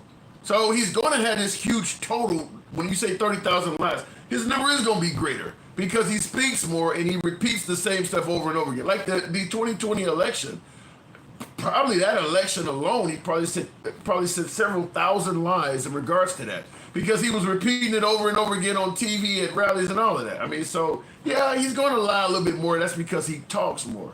But we do appreciate having a president that's willing to go on TV and talk to the people, which is something Biden was not doing. If you voted for Joe and then Harris, you can never claim to be smart. Sorry. Trigger warning. Love the name, by the way. I appreciate seeing you here, Trigger. I haven't seen you in a while. Thanks for the input. Let me just say this out before I go to the next caller. You says if you voted for Joe Biden and then Harris, you can never claim to be smart. I disagree with that. Just like I always say, there's legitimate reasons to vote for Trump. There are legitimate reasons to vote for Biden and then Harris. I mean, it just depends on how are you pro-choice or are you pro-life? Depending on how you answer that question should immediately tell you, do you believe in the Second Amendment shall not be infringed? Or do you believe in common sense gun laws? The tuition forgiveness. I mean, there's just a minimum wage increase. Do you believe in backing the blue no matter what? Do you support ICE? I mean, there's a million reasons why I could ask you just a few short questions and your answer to those questions would make it clear you have no reason voting for Biden and Harris or you have no reason voting for Trump. Just by what you stand on, what your principles are. So I don't agree that you're not smart if you voted for them. I need to know what your principles are. Looking at the comments here, honestly, nobody should have voted for Harris. She is crazy, says Josie. Okay, let me go back to the box. I see you there. Noah said, I do support ICE. Continue on with the program. We'll go to, if I can bring it up here. I don't know what's going on with the screen here, but we'll go to Sherbert. Good evening and welcome to the program. Heels up Harris. Hang on a second, Sherbert. I never could understand how the right constantly brings up, the whole notion that Kamala Harris slept her way to the top and all this stuff, when there are literally nude pictures of the First Lady. I don't understand that. You either are okay with people you're okay with people that engage in this stuff, or you're not. I mean, literally, the First Lady sold nude images of herself. So I don't get it. But Sherbert, good evening. Howdy, Tim. Sorry for before. Okay, well, Mark Johnson Moment says, this show sucks. How you doing there, Mark? He says, this show fucking sucks. Shout out to you, Mark. Appreciate the input. So what do you think? We're talking about the notion that some of Trump's promises don't seem to be culminating, yet he still has the adoration and love of MAGA. What say you? I feel like it's pretty preposterous that these people still love him so much, but I met my first black MAGA last night. Whoa! Congratulations. Congratulations. And that guy frustrated the hell out of me because I asked him, what do you like about Trump? And the very first thing was, he loves America. Okay, I don't think that's right, but sure. But what are the policies you like about him? Well, Biden shut down the Keystone Pipeline. Okay, that has nothing to do with Trump's policies. The only thing these people have is hatred against Biden. When we were pumping more oil at the end of Biden's term than we literally have ever done before. Okay, well let me backtrack. Let me backtrack to something you said. You said the guy said he likes Trump because Trump loves America. You said you don't think that's true. What makes you suggest that Trump does not love his country? Because he's not helping it out. He's constantly just trying to screw us over. If you loved America, I feel like he would fully back the CFPB. If you loved America, you would make sure our scientists are there to bring more, advancements to America so we can stay the number one in military and technological and everything. If you loved America, you might want the Americans not to die from losing their Medicare. Well, he claims he's not touching that. I don't care what he claims. He's 100% going for it because it's within his bill. Yeah, that's what. Yeah, that's. And it's also within Project 2025. So if it's in both, he's probably going. Why do you think whether it's Trump or whether it's the folks behind the curtain, like the folks who created, I guess that would be the Heritage Foundation. Why do you think they want to get rid of something like Medicare and Medicaid? I really don't know. You think they want more people on their side, but it feels like they just want to kill people. But the Heritage Foundation was started from the Civil Rights era. They were literally the counter-protest against the civil rights. So it makes sense that they would want people to have more if it means the white people not having everything. Well, let me ask it this way, because we know they're getting rid of immigrants. They say illegal, we'll go with illegal, but when you start getting rid of temporary protected status and you're getting rid of asylum seekers, it's obviously going well beyond just illegal immigrants or bad hombres. I'm talking about literally millions. They're going after millions of immigrants that are not illegal, that have no criminal history, didn't even come here illegally. All of the temporary protected status people are just folks who are here working. They came here legally, they're working, they have no criminal history, yet they got to go, and there's millions of them. So I guess the point I'm trying to make is when you see them doing raids on farms and stuff, which they did they're tearing California apart. MAGA's loving it because they're really targeting the sanctuary states. I guess the question I would ask is, do you believe that Americans are eventually going to do those jobs? Because they're getting rid of too many of them to not have to replace them. No, because our unemployment isn't that high, and so they're just trying to destroy the system. Also, Stephen Miller is probably straight up evil, and he's the one really going after all the different minorities and different cultures. If I could inject someone to the moon without a spacesuit, it'd probably be Stephen Miller. Without a spacesuit, huh? Yeah, strap him to the front. Yeah. Let him be a part of Elon Musk's next test launch.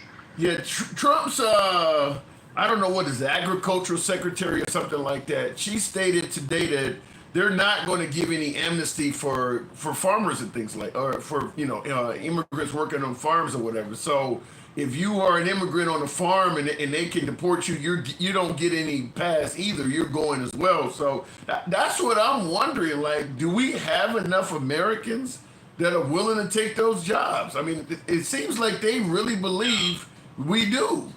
Have you seen the videos of the white middle class people doing the construction jobs? And I've seen a couple of these videos of them doing the farm work. Yeah, the AI. You talking about the AI videos? You talking about the AI videos? No, actual ones where people their job sites got shut down. They had to hire the high school kids, the 30-year-old people that were working at a desk before, and it's like two people carrying one board. One person shoveling a little bit into a pile, and then the next person grabs from that pile and puts it in another one. It's real sad when you see the effort that Hispanic people put into construction. Yeah, I just had we're not going to do it. Yeah, I just had a garage done in my condo complex, and we got about 10 garages, and it was about 4 Hispanics. They got that shit done. They resided the whole thing, and they got it done in like 3 days or something like that. And yeah, they worked like I don't know, hamsters on a wheel. I know I wouldn't do it. I wouldn't have done it in my 20s. I would not have worked that hard. So I'm just really surprised that some people think that Americans are going to fill these jobs. Not at all. Have you seen the Ralphie May stand-up special? No. Where he's talking about farmers. He said he had a joke saying like, it's going to come up here. You get rid of all the immigrants. You're going to order a cheeseburger, add, it's $10. You add pickle signs, $23.50. Like, god damn. And then also at the end of that joke, you're sure as hell not going to get black people to get back in the fields. Well, I mean, I don't know. They go out and pick a DVD. It must, maybe they got some kind of backdoor plan where they're going to do it by force or something like that. I mean, because they do seem confident that you can get rid of these people and there's going to be a way to replace it. Tim, they don't care about the system working efficiently or even at all. They care about robbing the system. The same way Trump, when set up his Dogecoin, not Doge, but his Trump coin, right before he got inaugurated. He doesn't care. It's all about stripping the system and being a strong man, which I think he's a big little bitch. But you were playing these clips of him talking back in his 2015 debates. Yeah. He sounds like a totally different person. Now he sounds like he's a child. He's not coherent. I didn't like how Biden was speaking at the end. I really hate how Trump speaks. And I feel like that's a logical, valid complaint of mine. If everyone's going to say that I'm just a Trump hater, he's not coherent. You can't have him tell a story and make any logical sense of it. I mean, he's listen, I've been to a couple of Trump rallies. I think Trump is a great speaker. I think he knows how to move a crowd. He knows what to say. I think well, no. Have you been to one recently? It's been maybe a year, a little bit over a year ago. It wasn't that long ago. Okay. Like, he sounded very different before. I literally can't stand to listen to him speak for like 20 seconds because it just breaks the logic circuits inside my brain. Well, I will say this. He keeps doing the lead. That doesn't work. Well, I will say this. When Trump, because I've been to 2 Trump rallies. When I went to the Trump rallies, it's kind of like what Jeremy was saying earlier, and Jeremy obviously voted for Trump. What he is doing and saying now what he campaigned on is something that a lot more of America can get behind than what he is doing now. I mean, campaigning on releasing the Epstein list, that's a legitimate case. Campaigning on getting rid of rapists and murderers, that's legitimate. Campaigning on fixing Biden's economy and bringing down gas prices, that's legitimate. Campaigning on ending wars. He was saying some really good shit. But obviously what he's doing now is not that. So my guess is when you say he sounds funny now, yeah, because he ain't saying the same stuff anymore. Well, it's getting really sad when everything is still Biden's fault when we're this far into his presidency. It's so incredibly sad when you can't take responsibility for literally anything other than the things that are destroying the country, like tariffs. I don't know. I don't see how he loves the country. It doesn't make sense. This country is not free underneath a dictator like Donald Trump. I love the land of the free. I don't blame Trump only 5.5 months into his term for still blaming Biden for some stuff. Normally I would hold on. I do agree with you because you said it's sad he's still blaming Biden. Normally I would disagree with you vehemently. The reason why I agree with you though is because Trump has done things that are completely separate from the Biden administration where you really can't blame. I mean, if you impose tariffs and that starts affecting the U.S. economy, you can't blame Biden for that at all. I mean, Biden had nothing to do with that. So, yeah, he's done some things that are so radically different. Like when Obama was in office, he was still blaming George Bush, and even Trump's first term, he was still blaming Obama for some things. And I can kind of understand that, but the stuff he's done this term is so radical. He's made such radical changes to what used to be that, like if you're getting rid of millions of immigrants, for instance, that's obviously going to affect the employment in this country. Obviously, the big, beautiful bill is a radical change from the Biden administration. So it is hard to blame Biden now because you've made such huge changes to the country that there's nothing Biden has done that's going to carry over. Well, the most recent thing I heard was him blaming Biden on the floods and not having accurate response times or even accurate data when he's the one that took the chainsaw to everything and fired a bunch of people. He's blaming, he blamed supporters. He blamed Biden for the floods in southern Texas? Well, he blamed them for not having the proper response teams.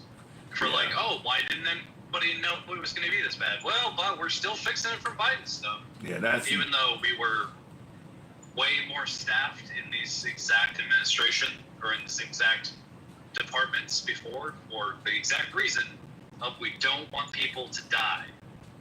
Yeah. There's no way. Yeah, there's no way you can blame Biden for what happened in a Republican state after you don't slash the federal government. So anything, if Biden left a mess, you coming behind him and slashing half of the mess that he left behind is not going to make it better.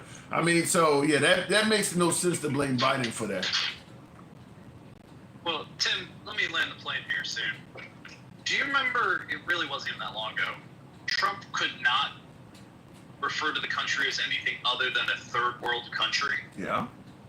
During all of his campaign speeches, oh, Biden's turned us into a third world country. I do remember that. I would say we're 100 times closer to that now than we ever were under Biden. Everyone likes to talk a lot of shit about Biden, but all they have is the Keystone Pipeline. All they have is little tiny things versus the actual really good numbers, like pumping more oil than we ever have in the history of the United States during his last couple of months. So I'm just really confused where the disconnect is on what Trump's awesomeness is versus what Biden's, devil is. I don't know if you remember the old. Well, I don't know how old you are or anything. I don't know if you remember the old Michael Jordan, Spike Lee commercials where they were selling shoes, the Jordans, and they would say, "It's the shoes, man." Sometimes somebody can tell you something that may not be true, but because they told you, you tend to believe it. You had kids walking around thinking their shoes was making them play basketball better. So I think Trump is kind of similar to that. Whereas the country could be going to hell, but if Trump says we're doing fine, damn it, we're doing fine. Except for that we have cell phones now, we can see what's happening. You can't trust what you're getting on the cell phone. I'm getting really tired of don't trust your lying eyes. Yeah. Like with the Epstein list. We can see all of the photos and videos and the recordings of Epstein saying that they were absolute best friends forever. And then it doesn't matter. I'm so confused why Epstein killed himself when there was a complete lack of evidence. Well, should have just held on for a little bit longer. Well, okay, fair enough. I do got to move it on, but maybe Trump talked to the 90s singer Shaggy, and Shaggy told him to say, "It wasn't me." All right, Sherbert, thanks for coming through. Have a good night, Tim. All right. Moving on with the program. Thank you for coming through, Sherbert. Yeah, I mean, it wasn't me. That's what kind of what Trump is running on. But if he's talking about actually pardoning Ghislaine Maxwell, which I refer to as Epstein's pimp. Epstein wants to get a little bit of nookie. He calls up Ghislaine and she's hooking him up with these underage girls or whatever. So she literally is kind of playing the role of the pimp or the liaison between Epstein and the victims. Now, folks in my live, I have no verification of this, so I'm not going to claim it as true. But I've had folks on the live suggest that Trump is talking about actually pardoning that woman. I believe she's in jail for the rest of her life for, delivering the goods to Epstein. I believe she's in prison forever. But we'll see. I can't. Does anybody believe that? Yes or no in the comments. Is there anybody that believes Trump would even consider pardoning that woman? Yes or no in the comments. Does anybody believe Trump would even think about pardoning that woman? She's, like I said, she's doing a life sentence. And I just can't imagine he would do something that awful. I mean, if he does that, if he actually pardons that woman, the statistical probability that he has enjoyed the services of that woman is exceptionally high. Or someone he knows that he really cares about. If he pardons Ghislaine Maxwell, either she has provided him with services or somebody he really cares about with services. There's no other legitimate reason to pardon somebody like that. So hopefully it's wrong. Hopefully that doesn't happen. I haven't, like I said, I don't have any verification of it. Looking in the comments though, somebody says yes to keep her quiet. Well, she could always decide to take a very long nap like Epstein did. She could just go to sleep forever. I'm a Trump supporter because I like what he's doing. and I think he's steering the country in the right direction, but he probably is on the Epstein list. What? Okay. how can you be steering the country in the right direction if you've been committing pedophilia? I mean, listen. Okay, I guess I can't disagree with what he's saying. I'm not saying that Trump is steering the country in the right direction, but I guess you can be a really bad person and also be steering the country in the right direction. At the end of the day, most folks on the face of Mount Rushmore did not believe I should be free.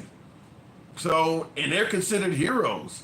So I suppose you could be enjoying the services of underage kids while also steering the country in the right direction. I mean, that's what Thomas Jefferson did. He has 6 kids by a 14-year-old. So it can happen, I guess. I just can't imagine somebody would even say that in 2025. It makes handsome Made2 says if Trump is trying to get more money and to extort people, then yes, he'll find a way to get her out. What the fuck would Trump need more money for, though? I'm not disagreeing with you, handsome. I just want, why would, the guy's like 80 years old. At some point, you don't need any more money. You're not going to be Elon. You're not going to be Jeff Bezos. You're not going to be Bill Gates or Mark Zuckerberg. You're never going to reach their level. You're 80. You have more money than you ever need. Chances are you will be able to enjoy the services of that jet from Qatar after you leave office, because, I mean, you're going to probably pass a law that say you get to keep the jet or something like that. It's not like Congress or the Senate's going to stop you. So why would he still be trying to get a ton of more money at 80? Even his grandkids are set for life at this point. At some point, greed becomes insane, does it not? You're approaching this from a logical point of view, says Jen. Fair enough. Correct me. Let me know what the illogical part is. You also says they always want more, even if it doesn't make sense to us. True, because I would not be dealing with some of the stressful shit that some of these folks deal with if I had enough money to last me the rest of my life.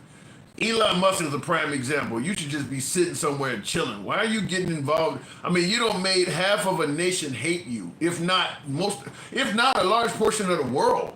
I mean, Germany started taking down stuff because of the "My Heart Goes Out to You" Roman salute. They stopped selling Teslas in places. Like, you got all the money in the world. Why are you doing shit? I mean, like, you could just chill. I don't know why. So maybe I am coming at it from a logical perspective. Continuing on, though, we'll go straight to Mike. Good evening, Michael. Welcome to the program. Promises made, promises kept. That's Trump's slogan. What say you? What's going on, Tim? First of all, tap the screen, share the live. Thank you. Get Thank you you. to about 35,000 a night. It's well deserved. Come on, Tim. This administration is a bad scandal knockoff. You ever watch the show? Yeah, I know what you're talking about with the black girl. Yeah, I can't think of her name right now. Yeah, Kerry Washington. Yeah, I know. I never. It's one of those. What is a woman's name that makes all those shows like Grey's Anatomy and all? Shonda Rhimes. That's her show, isn't it? Rhimes. Yeah, I've watched a couple episodes of it. I know what you're talking about, though. Yeah, but that's what this Trump is, a bad fucking version of that shit. Listen, Tim. Laura Loomer's comment today. There's 65 million Mexicans in this country.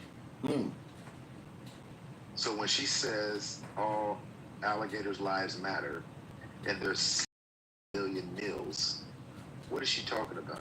Did she actually say that? 65 million meals? Yes. She kind of. So what she's doing is spilling the beans that the goal is to get all of them out. When she says 65 million, she does mean all of them. Yeah. When she does it in such a conclusive direction, she means everybody. That includes children. So when I tell you, and somebody like Jeremy says good in the comments, when I tell you these people are designed for evil, I meant that shit, Tim. the fact that she would say it means she's so comfortable. She's so comfortable with messaging. She's so comfortable. Would anybody in his circle risk saying something that he was vehemently against? Yeah, that's. I guess we could say racist. We could say it's hateful. Yeah. But it goes against what they've been telling us from day one, which is we just want to get out the illegal immigrants. I think you got enough. I think you got enough data and evidence to verify that they're not just going at the illegal immigrants and bad hombres. If they can get you out, they're going to get you out. Well, I'm gonna correct something you said. They are. It's not. They're not going against what they told us. They're doing exactly what they told us. The bullshit and the dog whistles is what everybody bought. I don't think they didn't tell us they want to get rid of every Mexican in the country. Yes, they did, Tim. How? Yes, they did. And listen. By their actions, I don't understand why we overlook this or we minimize this. By the rhetoric, by the actions, by the never backing off of these racist tropes, never backing off of the racist rhetoric, the Enemy Aliens Act, calling them vermin, calling them shithole countries, calling them all these things. They've been telling us the whole time, Tim. They've been telling us the whole time how they feel about black and brown. The other shit that we put in front of it to make people feel better, like, yeah, you can't, he's always talking, all of that shit, that's what everybody wants. What I just said to you has been the reality. So then let me ask you this. Switching up? So then let me ask you this, and by the way, before I ask you this, I do want to ask you folks, if you enjoy this type of dialogue, give your boy a follow. If you're watching on YouTube, feel free to subscribe to the program. We're generally here most weekdays, so if you enjoy you enjoy uncensored dialogue from all sides of the aisle, because MAGA's allowed to speak freely here too. Feel free to follow the program if you're watching on Clapper, Instagram, TikTok, or YouTube. I want to ask you this, Mike. Now, because with Lauren Loomer saying if she said what you're saying, and I have no reason to not believe you. If she said that she's indicated she wants to get rid of virtually every Mexican that's in the country, many folks, particularly in the African American community, is indicating that they believe that Trump may ultimately start attempting to go after the black community. Do you buy that at all? And if so, in what way do you perceive they will try to do that? Yeah, of course I do. Well, just the same way they're doing it now. What the person won't matter if they start doing these deportations the way they want to, by just putting people on a plane and flying them somewhere else. The person won't fucking matter.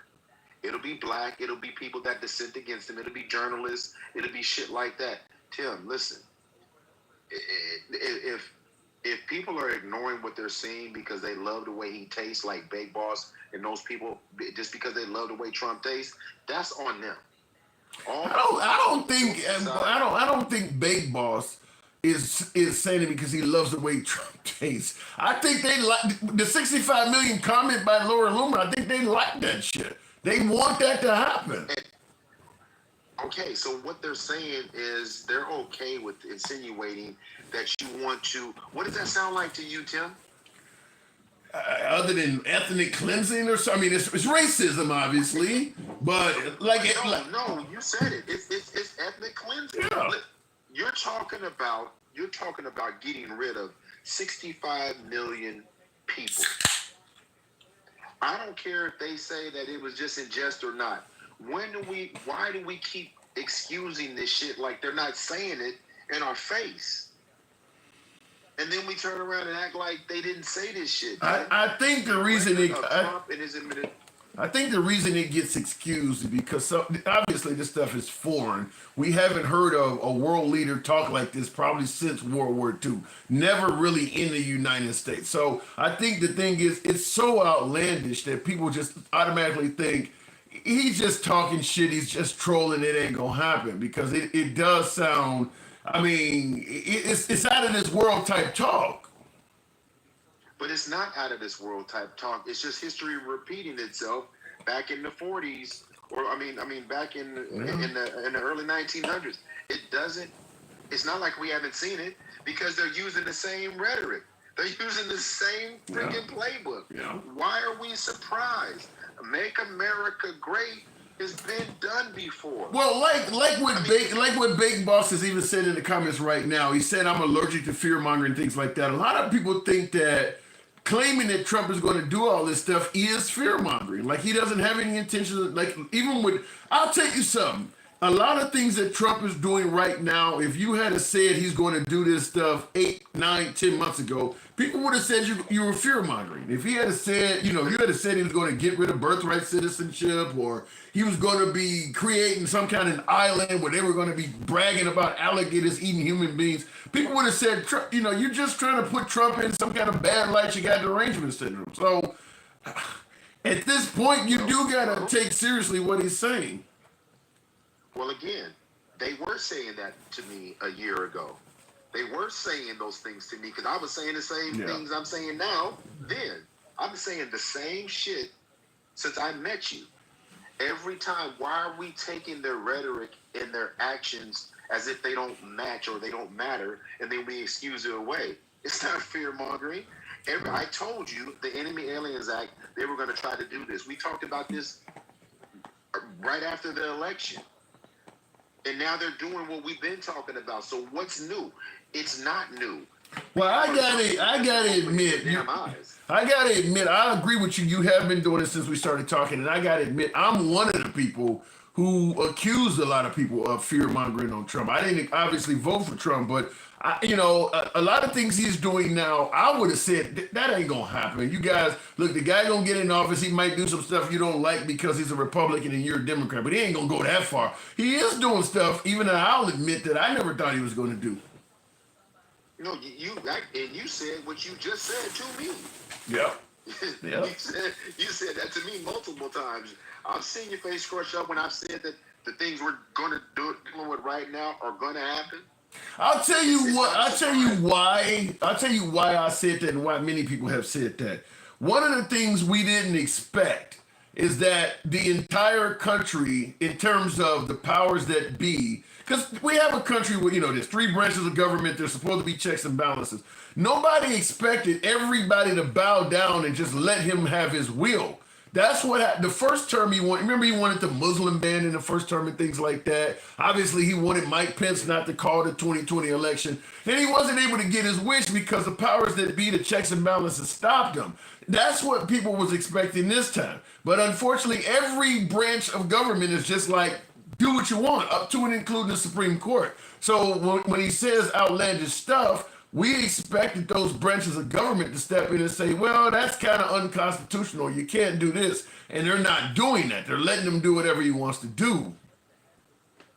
Isn't that what happened in Germany? Yeah.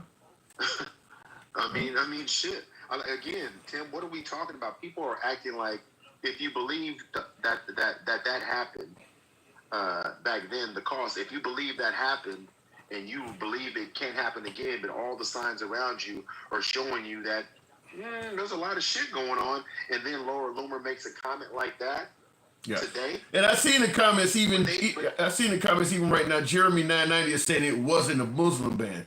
Yeah, it was. That's what he said. I'm calling for a total and complete ban on all Muslims entering the country. That's what he was trying to get. It didn't end up being that way. Because, like I said, there were checks and balances. I think the Supreme Court stopped him back then. He didn't have a 6-3 majority back then. But he did try to get a total and complete ban on Muslims coming in the country. Yeah, again, Tim, if somebody can show me where he's shown us that he really gives a fuck about all U.S. citizens and all Americans, I'm listening. Show me an example. There's nothing he's doing that says he cares about everybody. Well, Trump is not. But he's transactional. He rewards loyalty. So if you don't like Trump, no, he ain't trying to do anything to help you out. He's trying, like for instance, he sent the National Guard into California.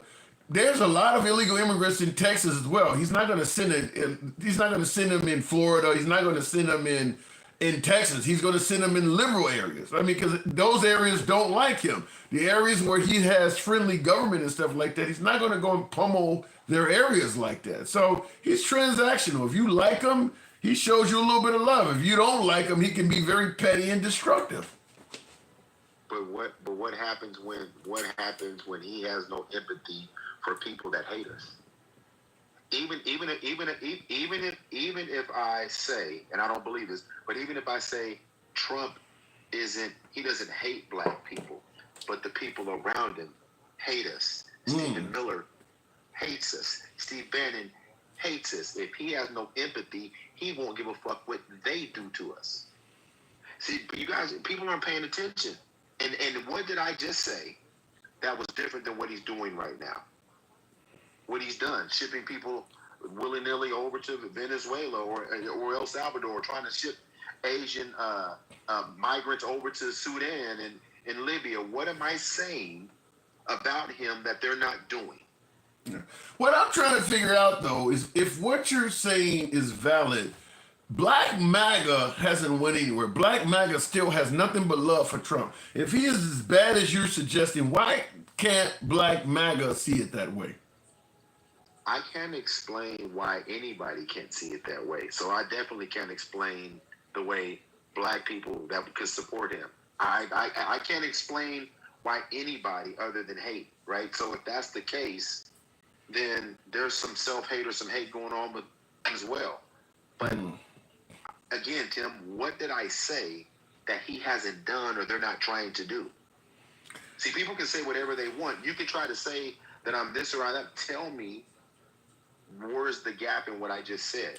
There is no gap. There is no gap or inaccuracy in what you just said. I think the problem remains is that he is saying things that people to this day still do not believe he's going to do. They think it's just trolling. Like sending homegrown criminals to El Salvador. Most of America does not believe he's actually going to do that, even though he's on record saying it. I know. Again, because they don't want to. I keep telling you, these are the cultists. These are the cultists. They're not going to break. They're going to. It doesn't matter to them. And if I'm being honest, I think that pool of people that are in between, I think it's shrinking. I think it's shrinking. I really think though. So you've got MAGA, and then you've got people that voted for him, and then there's people that voted for him that have slowly been walking their way off that ledge. Like, that started. That sound like that sound like Jeremy. It sound like he's following in that category. Yeah, because they didn't think things would go as far as we've been telling them, and history is telling them that it could if we sleep on it. Right? Yeah. Exactly, Denkel. I mean, again, if you continue to act like something's not happening, but you're seeing all the signs of something happening. Let me give you a perfect example, Tim. The floods in Texas. Mm-hmm. That area where the floods were, where that tragedy happened, is named Flood Alley. Yes. I don't want to laugh, but I laughed when I heard that. Right? They've been trying to get an early warning system in place for 10 years in that area. They could never get the grant money. They could never get the dollars they needed in Texas. But Texas, up until even recently, Texas took money, their own money to spend to throw shit in the river to harm immigrants. Not to mention all the money they spent to bust them to Chicago. That would have covered a couple sirens. Right. After they got the funding for those migrants, by the way. So they sent those migrants to Chicago, but left the money in Texas, but they couldn't find enough money to put in an early warning system that they had been begging for 10 fucking years, because you would rather spend your money to harm people. You will spend your money to try to unalive people crossing the river. You will send them and just drop them off on the streets of Chicago with nothing, and you got the money to take care of them, but you won't install an early warning system to save, now here's the kicker, Tim, to save your own fucking people. Because then people that live there are white. That camp goes there every freaking year. Back in 2011, they lost a bus. There was 8 people on a bus that drowned in that same area. Wow. On the same retreat, Tim. You can't. That's 1986. That's one you can't make up. I don't. Yeah, and I heard that before. I don't have an answer for that. I mean, like you're right. They're asking for this, and you can find money to bus migrants to. I mean, because those migrants they bus to Chicago and New York, they were not even illegal immigrants. You just spent money because you didn't want them in your state, and you got people in your state asking for this system that may have saved some lives. I don't have an answer for that. But Tim, it goes back to my point. They don't really care.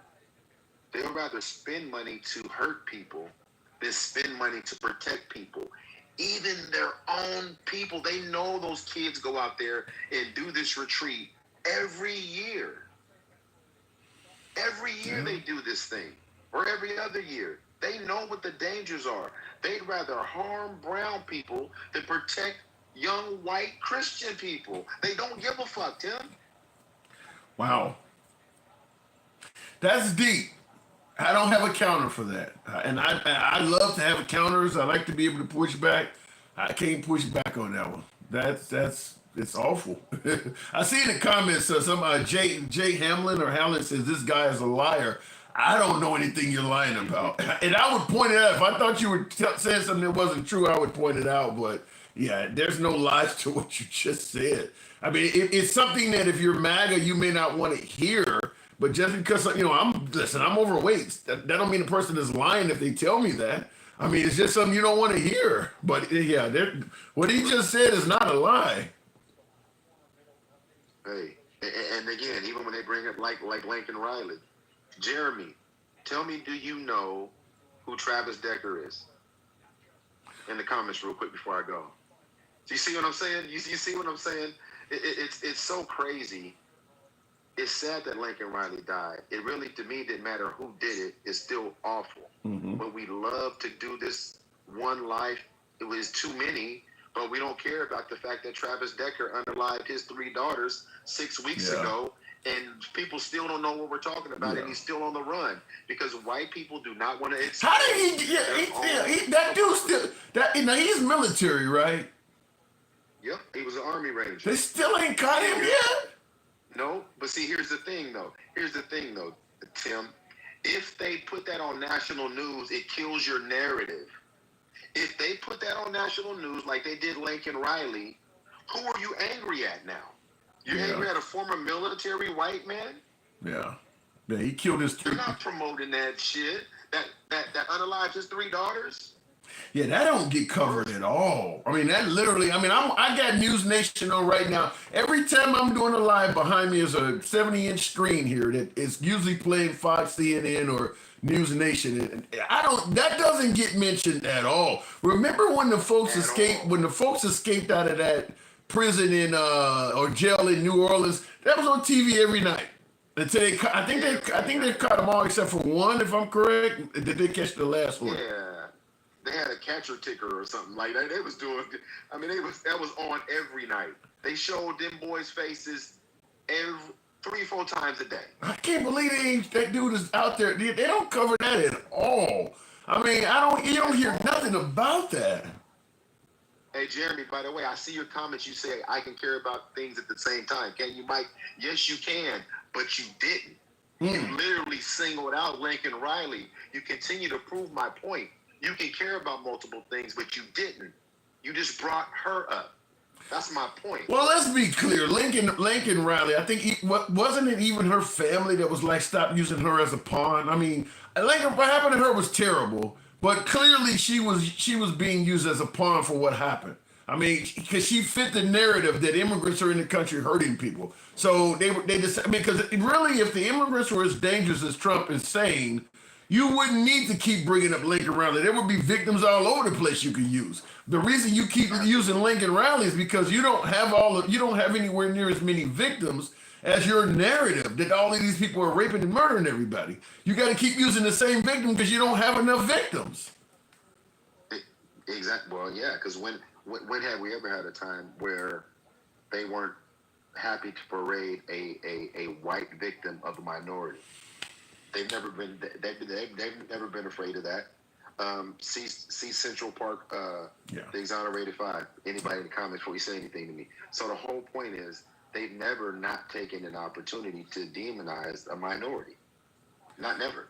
And you'll see in the comments anytime that happens, it's in their culture. And my son didn't do nothing. And we get hammered. And I gotta move it on, Mike. But yeah, that's the whole history of the country is parading minorities. Certainly, if the victim is white, if you do something to a white victim, you're probably going to get more jail time, more likely to get the death penalty if you take the life of them. That's just the way it's always been.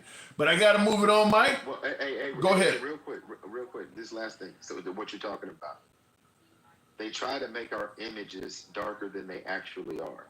So fun fact, you remember when they put OJ on the cover of Time magazine? Maybe. I can't hardly remember that. Did you know that they literally darkened his image? No, I didn't know that. I think I heard about that. I think I did hear that. Yeah, they literally made it darker. They wanted it to be darker so you can demonize it more. People are acting like what we're saying is not real. Tell me where it's not real. Show me. Well, goddamn it. I guess I would be a piece of charcoal with eyes if they did. I'm already black enough. I told you don't go to. I told you don't have no beer with them. I done told you that. Yes, you have. Mike, always a pleasure. Thank you. Appreciate it. Right. By the way, folks, tap the screen. Show your boy some love. A lot of lazy thumbs in here. Get us up to about 80,000. We'll take the next caller at that point. Tap the screen, get the lights on up. That was some dark and depressing commentary from Mike, but I don't have any. I wish I could push back on him. I mean, we've been doing this 4 years or so. Mike is one of my guests that goes back for a little bit, and he said a lot of things that I've been doubting over the time. Because I defend Trump where I think Trump is defendable, and Mike has been painting Trump as somebody that's heading down a dark, sinister path the whole time.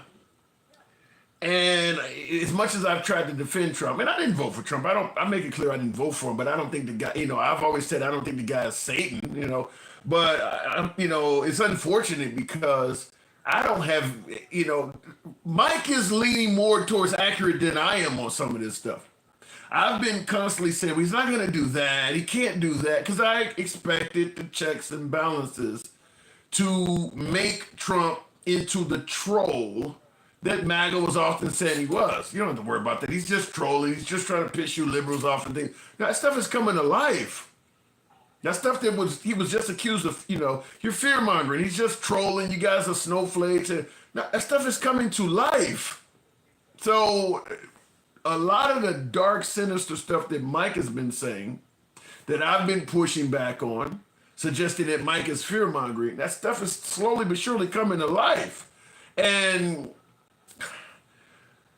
I mean, I don't mind being wrong. I'm not one of those who has to be right. I don't like to be wrong, but damn, if I'm going to be wrong, I don't want to be wrong on that shit. And that's what it's looking like. That is what it's looking like. Real quick in the comments, thank you, Cedric Whitaker. Appreciate the support. Thank you so much there. Handsome Major Boo says, Mike is cutting deep like blade.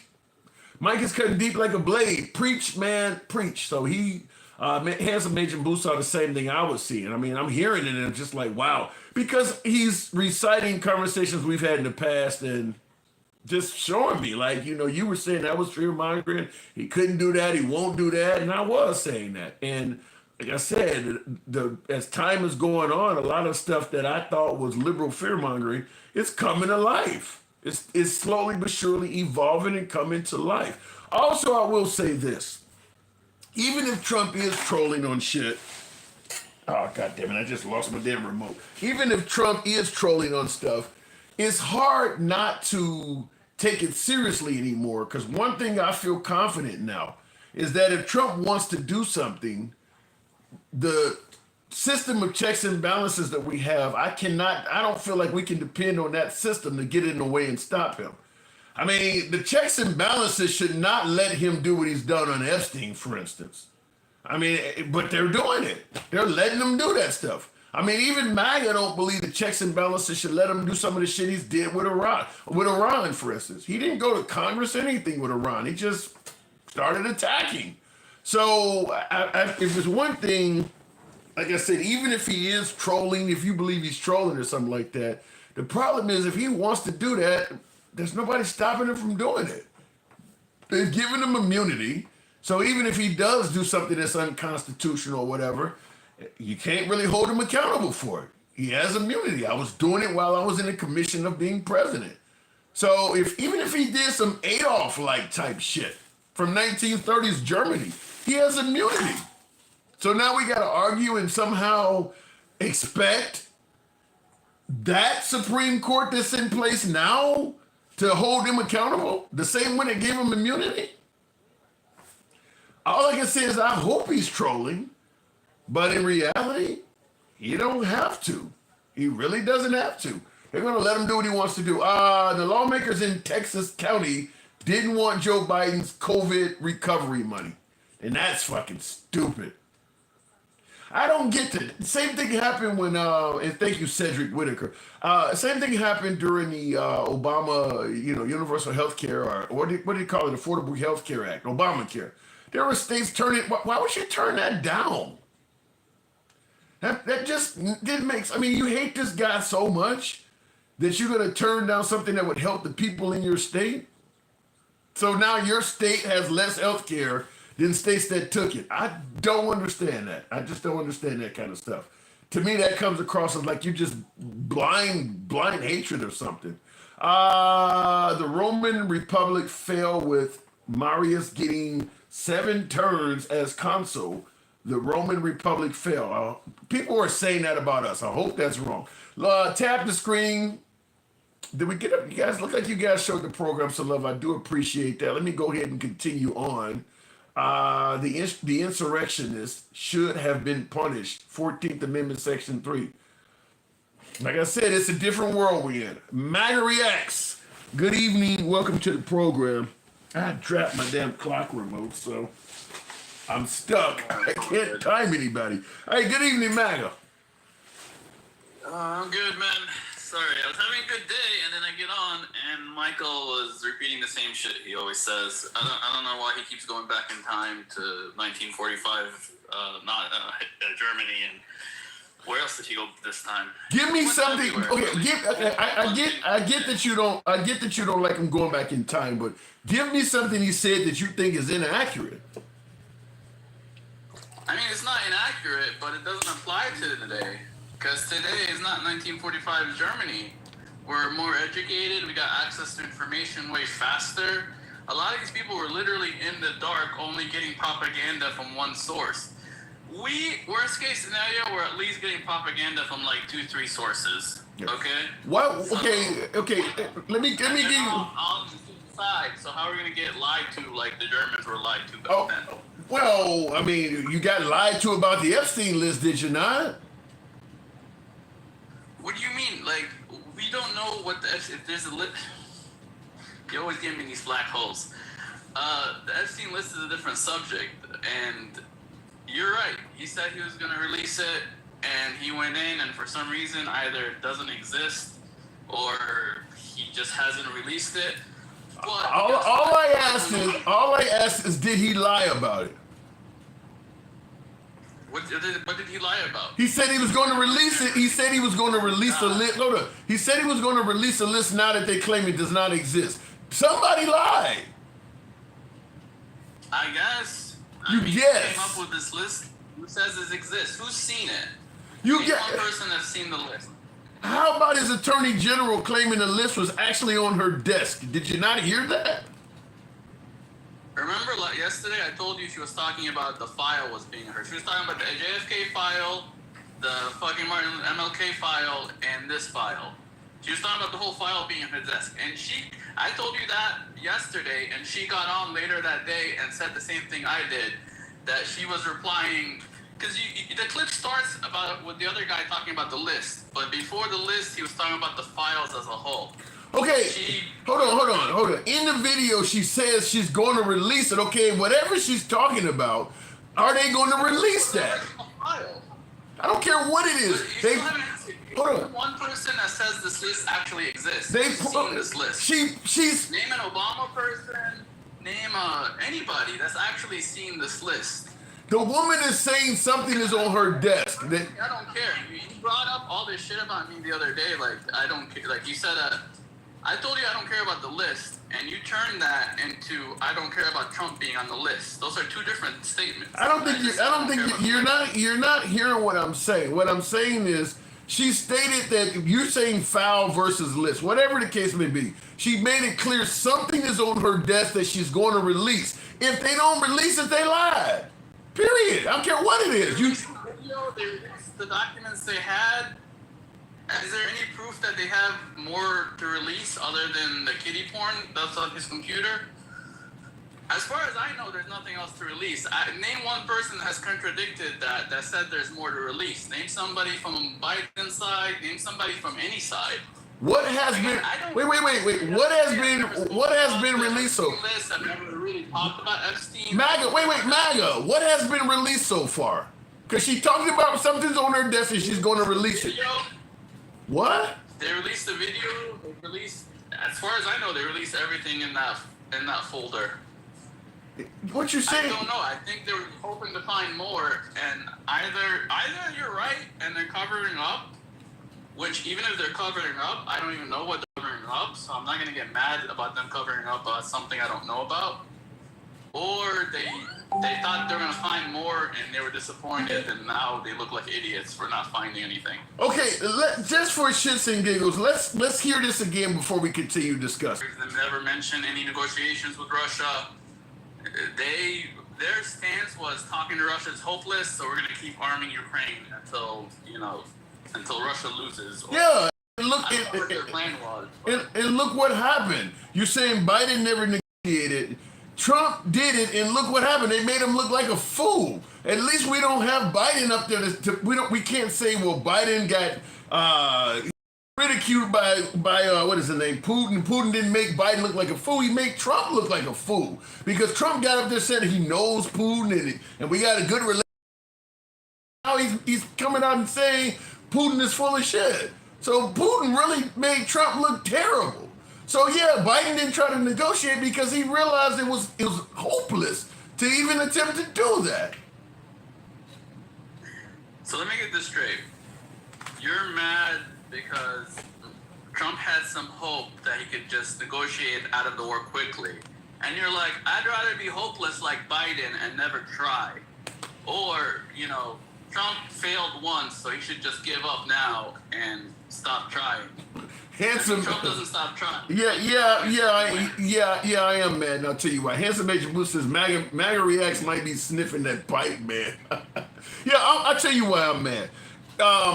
You got everybody from Reagan, George H.W. Bush, obviously Obama, obviously Biden. Why didn't Trump realize that all of his predecessors had a difference of opinion about Putin than he did, and he turns out to be wrong. They all told him this man can't be trusted, yet he came up with, no, we can work with him, we can negotiate with him, and now when it falls through, we want to give him credit for trying to do something that all his predecessors clearly told him was wrong. No, he don't get no credit for that shit. You tried to, if we. You're saying multiple things here. You're saying he can't be trusted, which we all know he can't be trusted. But he can be negotiated. No, he can't. Human being, you can negotiate. No, he's been negotiating his whole life. What do you mean? Everybody could be negotiating. I'm saying that Putin cannot be negotiated with, just like the Castros, just like Kim Jong-un, just like Ahmadinejad. Some people would rather let their citizens be so impoverished that they're eating grass rather than bail down and bid over for the United States. Everybody can't be negotiated with. Why didn't he realize that? What's your solution? To give up and just give up and quit? Like, what is your solution then? The solution is to do exactly what Biden was doing. Treat it just like the Afghans treated Russia, and you just fight until you wear them down. I mean, Russia has lost over 1 million people so far. Eventually, they'll realize it ain't worth it. But otherwise, if you don't do what the other presidents was doing, and you take Trump's route, you're going to end up giving Ukraine over to the Russians. They're just going to keep coming until there's no more left to take, and then they'll start going after Poland, Romania, or another nation. So no, what Biden was on the right path.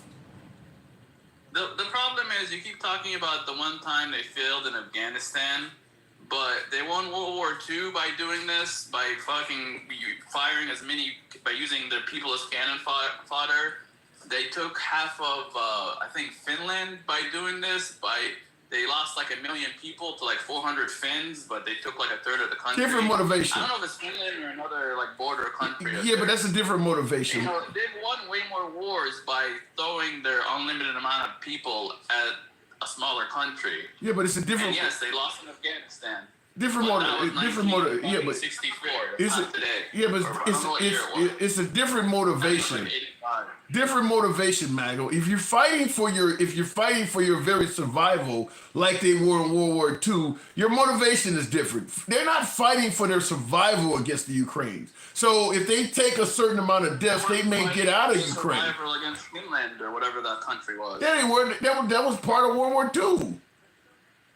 No, I think that was a separate fight. That was way before World War I. All right. Okay. Let me look it up. All right. Well, the point I'm making. I haven't looked this up in a while. I don't think it has to do with World War II at all, but I could be wrong. Yeah, you certainly could be. The Russian battle plan. You certainly. Well, I'm just going to tell you, Trump going full circle and going to doing what Biden is doing shows he was really wrong on this. I mean, he ran a campaign that Biden sending money to the Ukraine was the worst thing we could ever do. And here he is now, well, we got to help out the Ukraine. He sounds just like the Biden administration. So clearly he was wrong. He wasted 5 months, not to mention how many Ukrainian lives he probably cost by handicapping them this long. And then he comes back to the same conclusion Biden is, that we need to help these people. He was wrong. You can say that. I'll give you one thing. I don't like I'll give you one thing. He should have been helping them the whole way because they probably did lose some people by being a little underarmed. But probably. I don't think this is the same plan as Biden.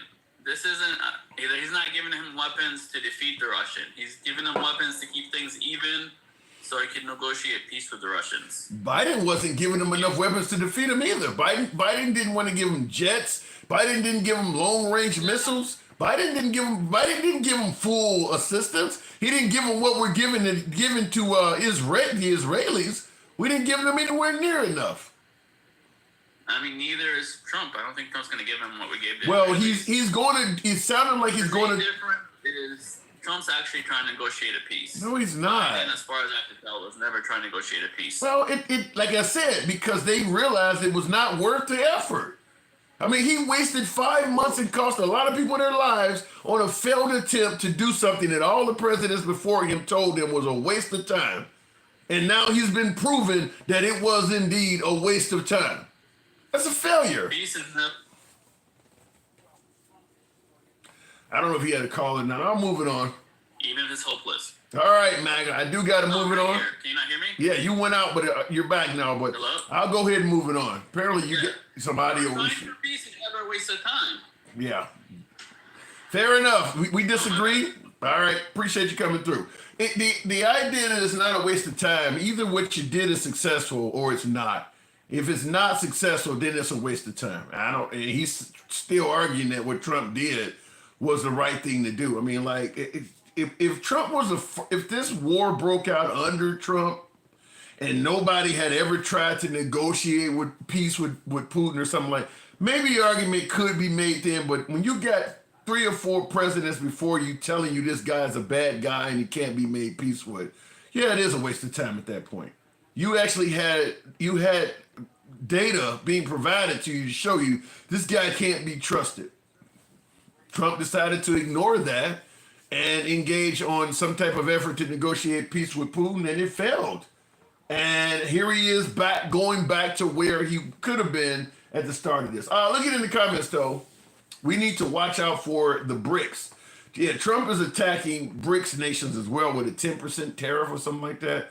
We'll see how it goes. A lot of folks are saying that, they're using the whole taco acronym, Trump always trick chickens out, and suggesting that a lot of Trump tariffs won't happen because the economic analysts in this country are all indicating that Trump's tariffs are going to hurt this country economically. So, like this last case where his tariffs were supposed to expire on the 9th of July, the stock market is not even taking a hit anymore when he says he's going to impose tariffs, which is an indicator that they don't even believe he's going to follow through. When he starts talking, because now he's postponed them until August or something like that. The stock market is no longer taking this huge hit like they used to when he was talking about tariffs, because they believe when the day comes, the tariffs ain't going to happen. That's why they keep saying taco, taco, taco. And like I stated before, all the analysts in this country are indicating that Trump's tariffs won't be good for the economy. So we'll see what happens. The calling in is done on Instagram and Clapper. Somebody asked how they'll call in. If you got the Instagram app or if you have the Clapper app, come on over there. Same screen name, Handsome Liberal. By the way, if you enjoy this type of dialogue from all sides of the aisle without anybody being blocked, banned, or censored, because we don't block anybody on this program. We go left of Bernie Sanders to I'm having dinner with Q. Everybody gets to speak. You can be critical of anybody on the program, including yours truly. If you enjoy this type of dialogue, feel free to give your boy a follow if you're watching on Instagram, Clapper, or TikTok. And if you happen to be watching on YouTube, a sub. Give your boy a sub. And by the way, smash that like button. You know how it works. What did I tell you have to do with bullies? Just call their bluff. Yeah? And that's what they're starting to do. That's what these countries are starting to do when Trump is threatening these tariffs. They're calling our bluff.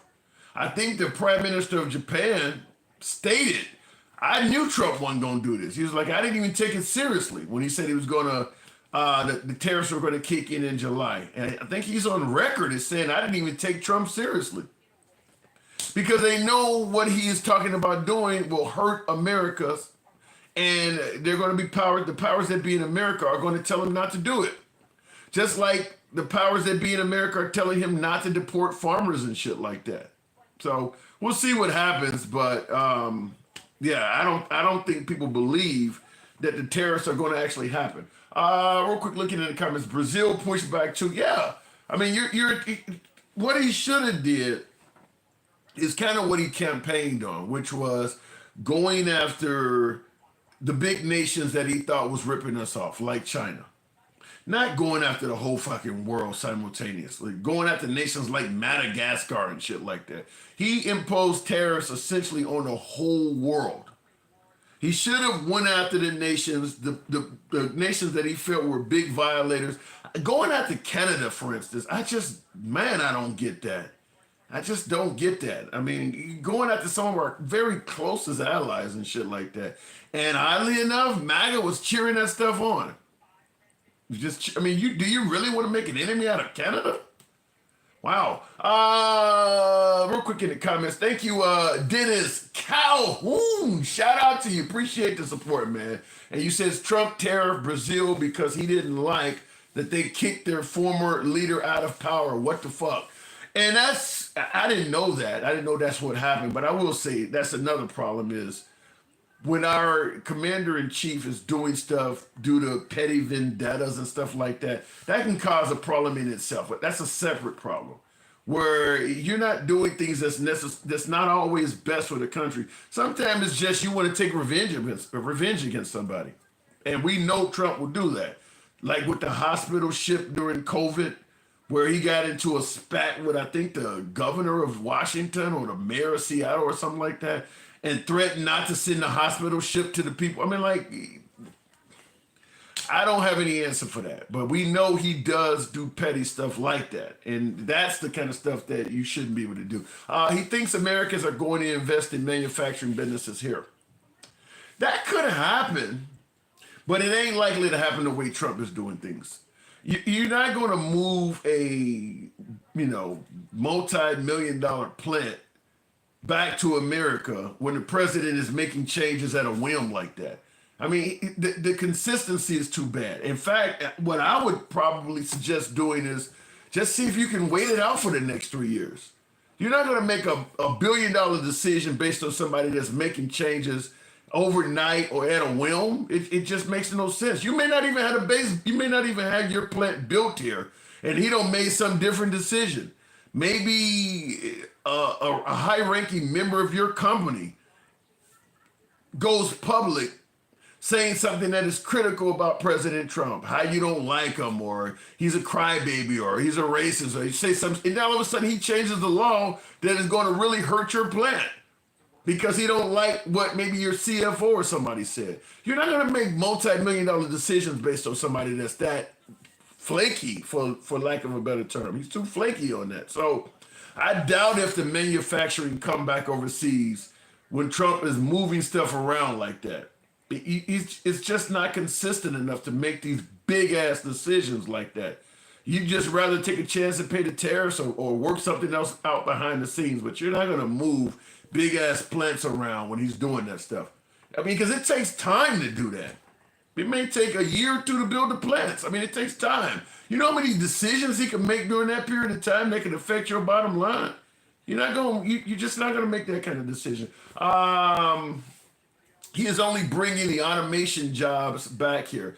Joseph, I hope you're right, but I don't even know if that's the case. I mean, like for instance, a 10% tariff, some of these very low tariffs, that's not going to, they would rather pay the 10% and still remain in those countries. That's not a big enough tariff to make that happen.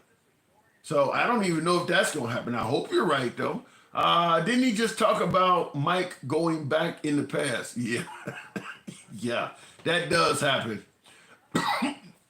Nodding out here, nodding out here and they're even in front of cameras. Okay. Manufacturing always goes where they will make more money. Simple. Yeah, but you do want to be in a predictable environment as well, Jen. I agree with you 100%. You're going to go where you make more money, but you don't, I mean, Trump makes big decisions overnight, and then he'll make a change to that decision the next night. You can't, I mean, it takes time to move manufacturing from Philippines or China or Vietnam back to America.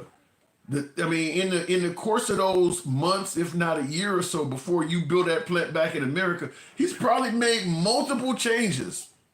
I mean, stuff is fluctuating all over the fucking place. You can't make those kind of moves based on somebody in power that's making those wild decisions like that. Look at the stock market. Look at how the stock market has been all over the place since he's been in office for the last 5 or 6 months. He hasn't been in office that long, and there's been these huge swings all over the place. You want to make a multi-million, if not billion-dollar decision on manufacturing in that environment?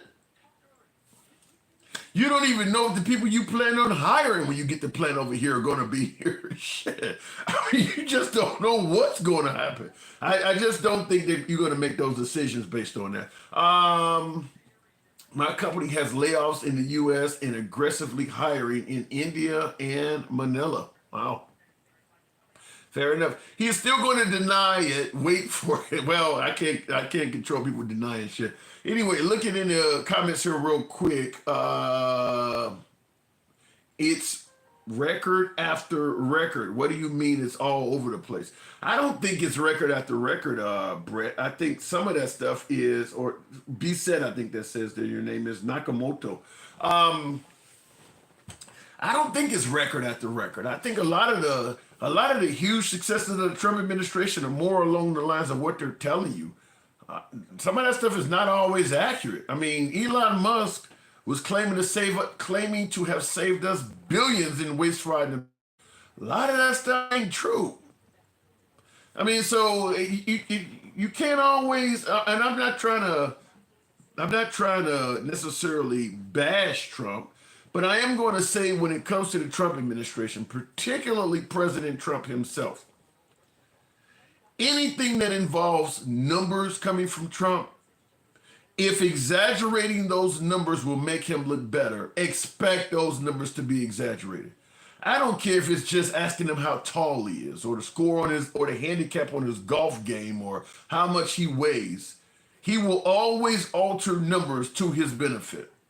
How much you're worth What type of grades did you get in school? I mean, all of that's going to be altered. So if you're talking about, numbers on the stock market under Trump or all of that, all of those numbers are going to be altered to his benefit. So I'm just simply telling you, it is what it is, but he will alter numbers, his inauguration size, how many votes he got. If he gives you numbers and those numbers can be altered to make him look better, expect them to be altered, period. It's mostly talk, even the deportation is exaggerated. See, that's what I'm talking about. Expect those numbers to be exaggerated. What they say doesn't equate to the value of the stock market. Like BTC, it's hitting record highs again. All right, if you say so. I'm just simply saying it's just with Trump, with the Trump administration, you just never know. I mean, because you got an environment where people are afraid for fear of their jobs, for fear of retaliation. I mean, the guy who decided to lower interest rates, from the federal government, I can't think of it. What is it? Is it the Federal Trade Commission? I don't know what Congressional Budget Office. I think it is. They wanted to adjust interest rates. Trump starts attacking that guy. I mean, so you got a lot of people that might be responsible for giving you information, but if they think the information is going to make Trump look bad, they may not give you accurate information. I mean, there's a lot of folks in the federal government that are afraid of retaliation and retribution from the Trump administration. I mean, you're not going to get a lot of whistleblowers, for instance, under the Trump administration because the retaliation and the retribution is so damn strong. I mean, I don't care, up to and including judges and shit like that. Nobody can really feel confident that if they say something that's critical of the Trump administration, the president himself might not directly come at you.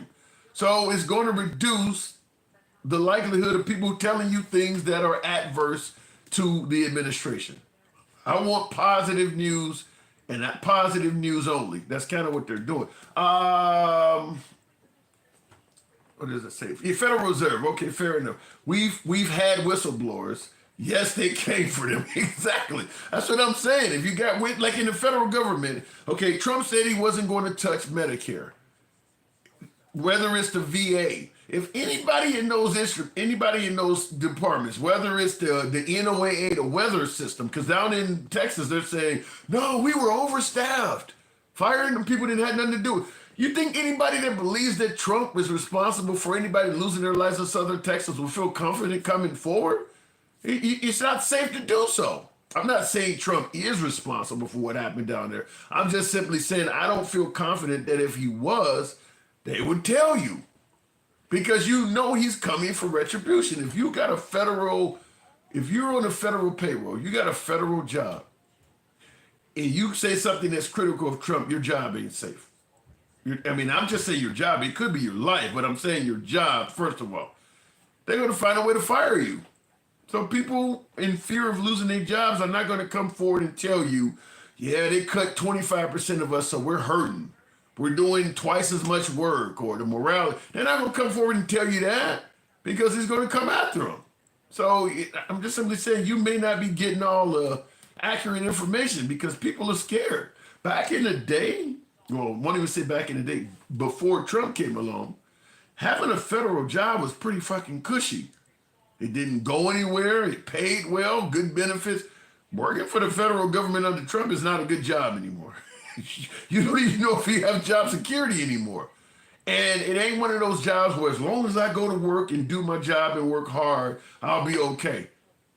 They chopping whole departments off. There's no guarantee that tomorrow somebody may not just send you some kind of random letter like Elon and let your ass go. So it's just not a good job anymore. Because we don't have real men anymore. I don't know what that means, Joseph. Trump has orange being skin. Okay, maybe I'm up late. Anyhow, folks, maybe it's that time. I do appreciate I don't know what's up there, 110. I got to step away, but I do appreciate the 110,000 likes. I'm surprised Trump didn't blame it on DEI. Ain't enough black people left. Shit, they don't fire so many people of color. They don't get rid of all the transgender. It ain't a lot of black people. So when they say, you know, he said it's DEI, they don't get rid of all of them folks. I mean, it's a white environment, I guess, at this point. So hey, who knows? It may come up. It actually may come up. Y'all know Trump is going to blame this on his golf ball. I don't know. If you want a king, move to the UK. No, it's not happening. Air traffic controllers were cut, causing planes to crash and dropping out of the sky. That's another one now. Now, I'm not for certain that that's true, Carol, but that's exactly what I was saying, is that Trump's cuts to the FAA, if they are causing air crashes and air events, you cannot depend on people at the FAA to tell you that. That's exactly what I'm talking about. I'm not saying his cuts has caused any plane crashes. I'm saying them people would be scared of losing their jobs, and they're not going to come forward and tell you. You might get it in the form of a leak. You might get it in the form of an anonymous source working with the media, but he'll just tell you don't trust the media. But people are not going to actually come out and tell you that, because people are afraid of losing their jobs. People are getting canned. So that's the environment we live in, at least for the next 3.5 years. Nevertheless, it is indeed your boy Tim, the Handsome Liberal. I appreciate you guys tuning in. Follow the program on TikTok, Instagram. If you're watching on YouTube, give your boy a sub. Until then, I'll see you tomorrow. Thank you for tuning in, and away we go. I think I hit it. Yeah, there we go. Thank you.